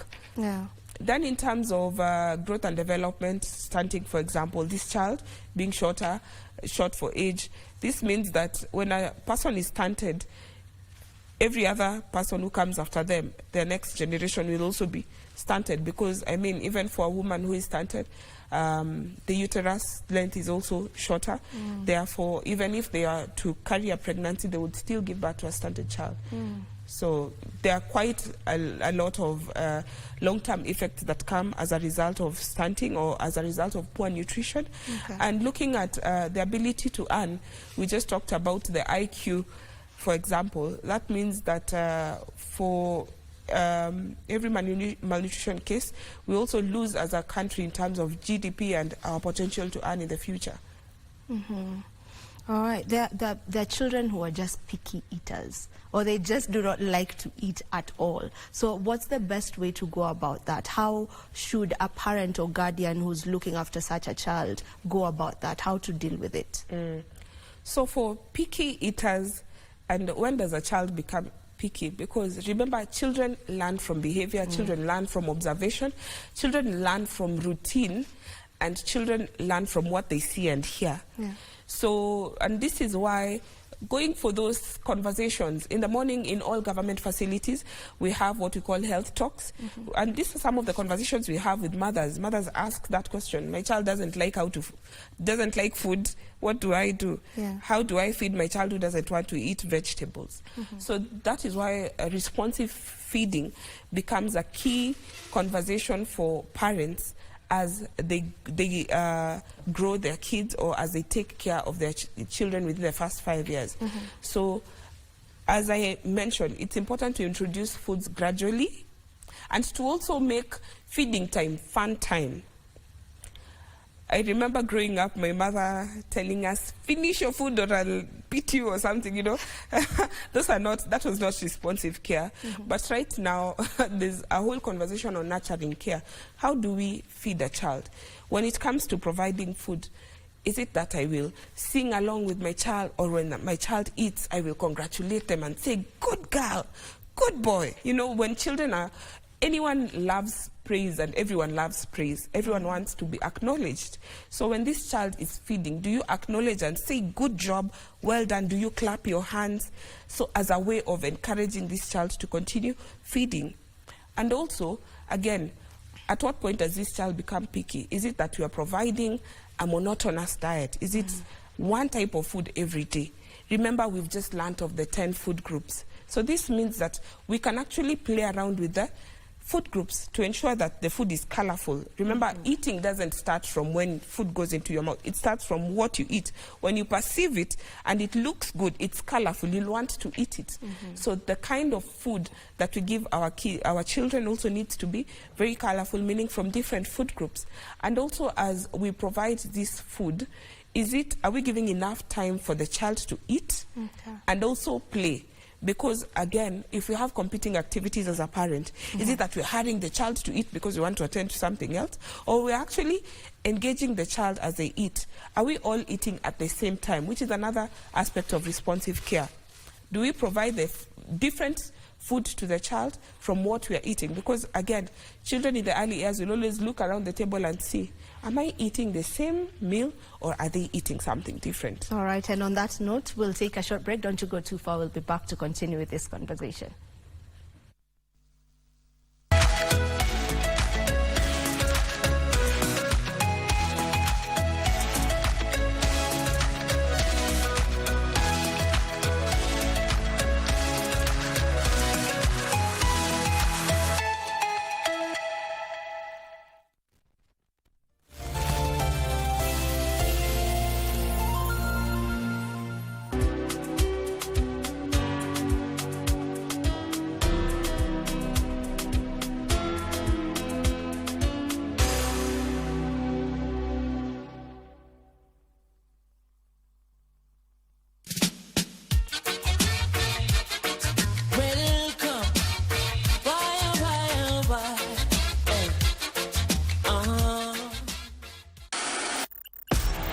On KBC Channel 1, we are a TV station like no other. Get a taste of the best in entertainment. Yes, indeed. Feel the passion. Will you promise me? I swear that you will never lose me. I can't get married to you. I'm sure you knew about it.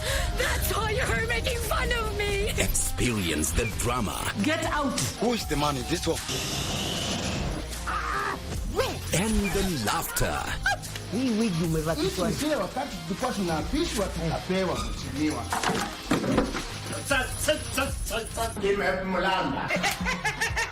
Move to the beat.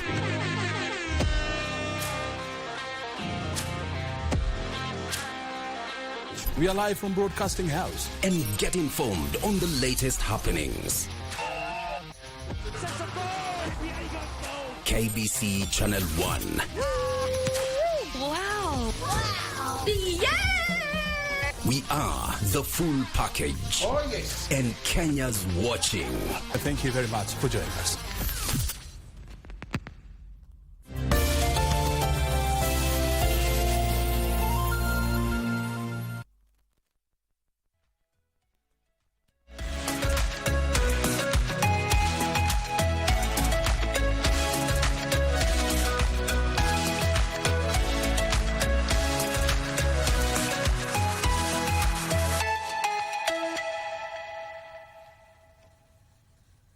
Welcome back. This is Good Morning Kenya, the health segment, and we are looking at the importance of good nutrition in early childhood. And right now, I want us to get into snacking, because I feel like during this time is when we start introducing some unhealthy things to the little ones. So how to go about snacking, and maybe what are some healthy alternatives to snacks? So as a child continues to grow, and their dietary needs also increase, and therefore apart from the main meals, they also need snacks or in-between meals, as we refer to them. Now, a lot of parents sometimes provide sweets or yummy things that children want, but there are healthy options, such as providing things like fruits as a snack. There's also something like yogurt, which is very whole and nutritious for children who can actually stomach milk or milk products. There's also a glass of warm milk. There's also porridge as a snack. And you know, porridge can be interesting, can be made fun. By this I mean not providing just one type of porridge for a very long time. We can try something like wimbi, for example, and once that is done, we can try something fermented, but not fermented in terms of adding lemon to it, but naturally fermented at home, you know. So we can also try to cut. Something else is, as we provide these fruits, make it fun, as I mentioned, or interesting. If it's an apple, cut it into small cubes so that the child, and it is given to a child in a plate. And what this does is the child is able to identify that this is for me. I'm now a grown-up. I can actually pick and put in my mouth by myself. that is also part of brain development, because they're learning hand-eye coordination, how to pick and how to place in their mouth. And also, something else is that it is important to avoid giving too much in terms of portions. It's probably ideal to give one fruit, or to provide something like nuts. A handful of ground nuts is good enough as a snack, because you also want this child to be ready and hungry for the next meal. So for the beverages, the beverage side, we stick to porridge and yogurt. No Porridge, sodas. yogurt, milk. Please avoid sugary, processed, carbonated drinks such as sodas or quenchers or any processed food. It is best to try and remain natural as possible, because again, this child depends on that food that you're giving. That meal should be quality in terms of accessibility of those nutrients, as opposed to having so many processed things that introduce chemicals into the body of the child. All right. As a nutritionist who has been in this sector for a while now, maybe what are some of the most common maybe issues that you realize that parents are facing in trying to have a healthy child, mainly nutrition-wise? Yeah, the ideology that the child does not like food, but you find that a lot of times it's as a result of force feeding, and that's why we have these conversations about responsive feeding. Another challenge might actually be with parents with special needs children. Feeding for special needs children is different in terms of one might probably have to mash the food, one probably has to feed for longer, you know. So that can be a challenge when we talk about ensuring that we provide certain quantities. So we talk about providing small, frequent meals for these particular children. And then, of course, another challenge might actually be job insecurity at the household level. Remember that for you to be able to actually afford or provide an adequate, nutritious or balanced meal for the household, one needs to have a source of income. And looking at life at the moment, the cost of living has skyrocketed. And therefore, food security in terms of affordability and access is a challenge for most of the parents at the moment. And then, of course, looking at the market, the junk foods, the snacks, the sweets, the processed foods happen to be readily available and more affordable.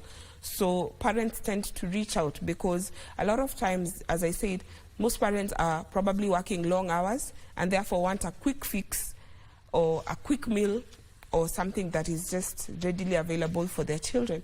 So they might actually turn to these options. And finally, I talk about infection prevention for school-going children or the early year child. Assuming that they go to probably daycare, playgroup, or an ECD, you find that in some areas infection prevention is not at the best, and therefore children keep on picking infections, and parents, instead of looking for ways in which they can provide, for example, citrus fruits such as oranges, or use nutrition as a way to ensure that the child builds immunity, they keep on buying over-the-counter medicine. So that can also be a challenge that parents face. All right. Now, when it comes to the cost of food or nutritious food, as you've mentioned, you know, sometimes people may look at it like having a nutritious diet means, you know, you need to be having money in your pocket, like it's expensive food. Maybe, you know, and also while you were speaking to us, you gave us 10 groups of foods that babies should intake, you know, and they should at least have, you mentioned 4, at least 4. At least 4 from the 10. From the 10 in the group. So maybe what are the alternatives for those families that are on a budget, you know, those low income earning families that maybe someone may be watching right now and wondering 4 different groups of foods? I mean, we can barely afford a meal. So maybe how to go about that? Maybe I'd like to give an example of a meal that an ordinary household would be preparing. Githeri, for example. Githeri has got beans, which is from the pulses family or group. It has got probably maize, which is from the cereals and tubers group. It has got an onion, which comes from the other vegetables. Probably a carrot, if you may, which comes from the orange fruits and vegetables. And nothing stops us from throwing in a potato or two for the child. Those are already 5 food groups. So from that same pot, we can pick 2 potatoes, pick beans, because it was fried with onion and carrots, and mash it for the baby.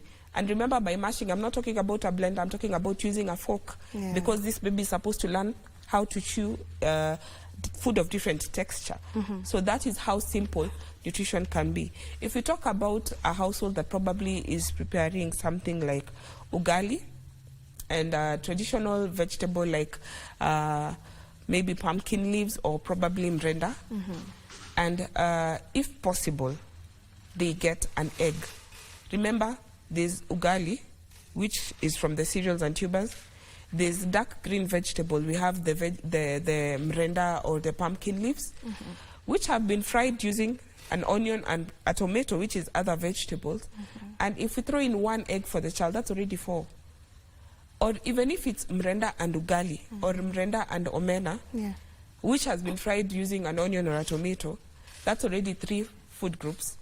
And we provide a slice of orange, for example. For a household that has got 4 children, 1 orange sliced into 4, and 1 child takes a quarter. That's already 4 food groups. So the notion that nutrition is expensive, right now we've simplified it when we talk about the food groups, so that even as a mother makes a choice on what to prepare, they are able to see that everyone eats from the same pot, which is what we're encouraging. All right, I love that.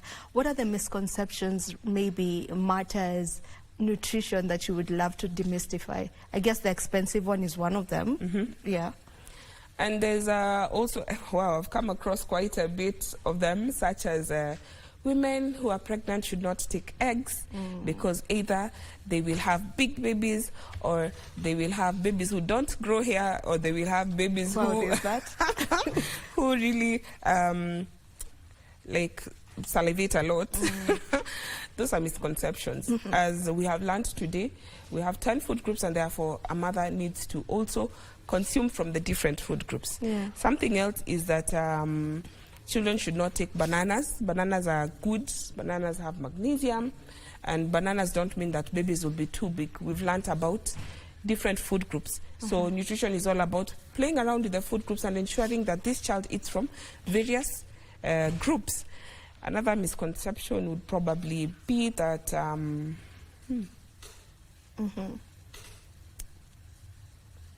that children should not be breastfed in public, because there are certain communities that believe someone can throw something using their eyes. And here we are, nutritionists saying a baby should be breastfed on demand.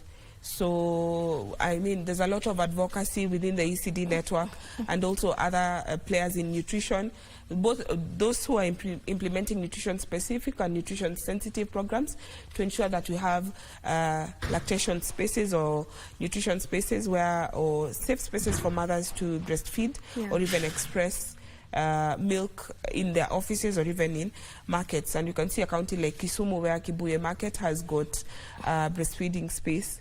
So such things are misconceptions that exist. But like I said, nutrition is important. Nutrition is readily available to us as long as we understand the foundation, which is the 10 food groups. All right.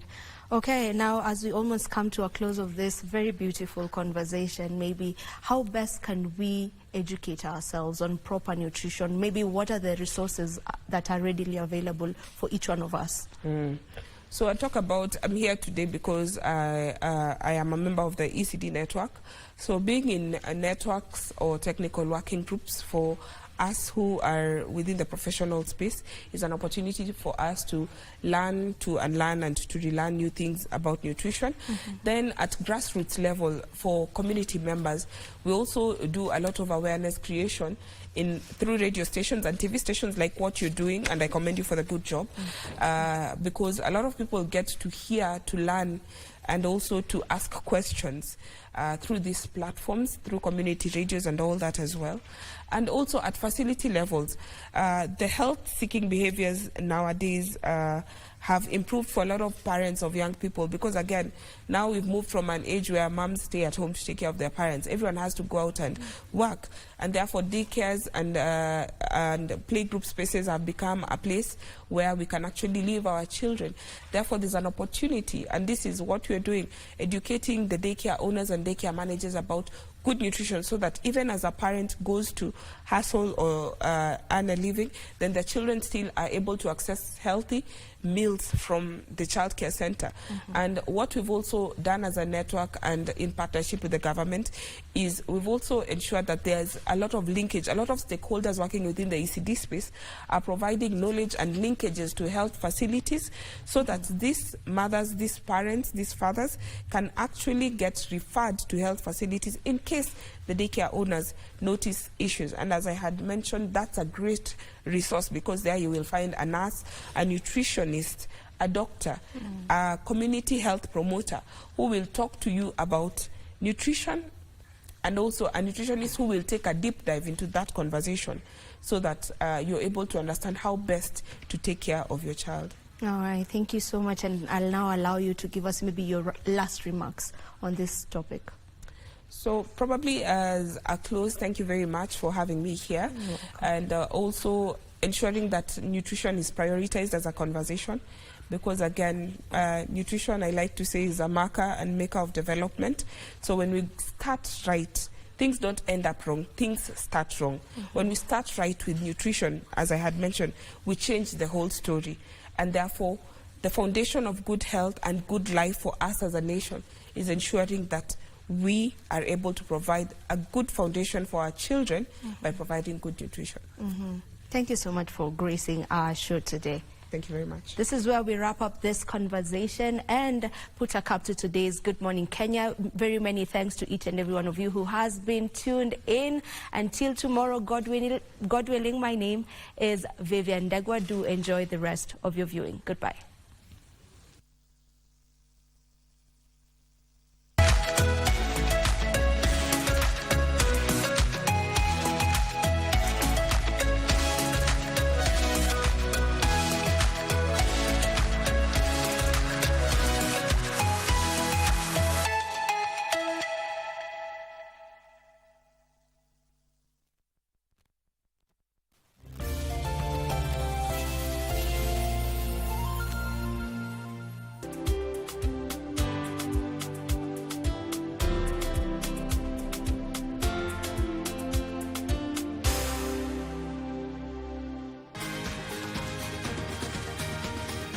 Thank you for joining us on Healthy Living. Stay connected to Voice of America at voanews.com. A look at your kidneys and how they impact your health. And an expert discusses chronic kidney disease and how to protect yourself. And Ivorian psychologist Noor Bakayoko shares some insights on bullying and what can be done. It's important to avoid major events or major health crises. How do you know if your cough is due to a serious condition? We'll have some answers. Stay well and strive to make every day a healthy day.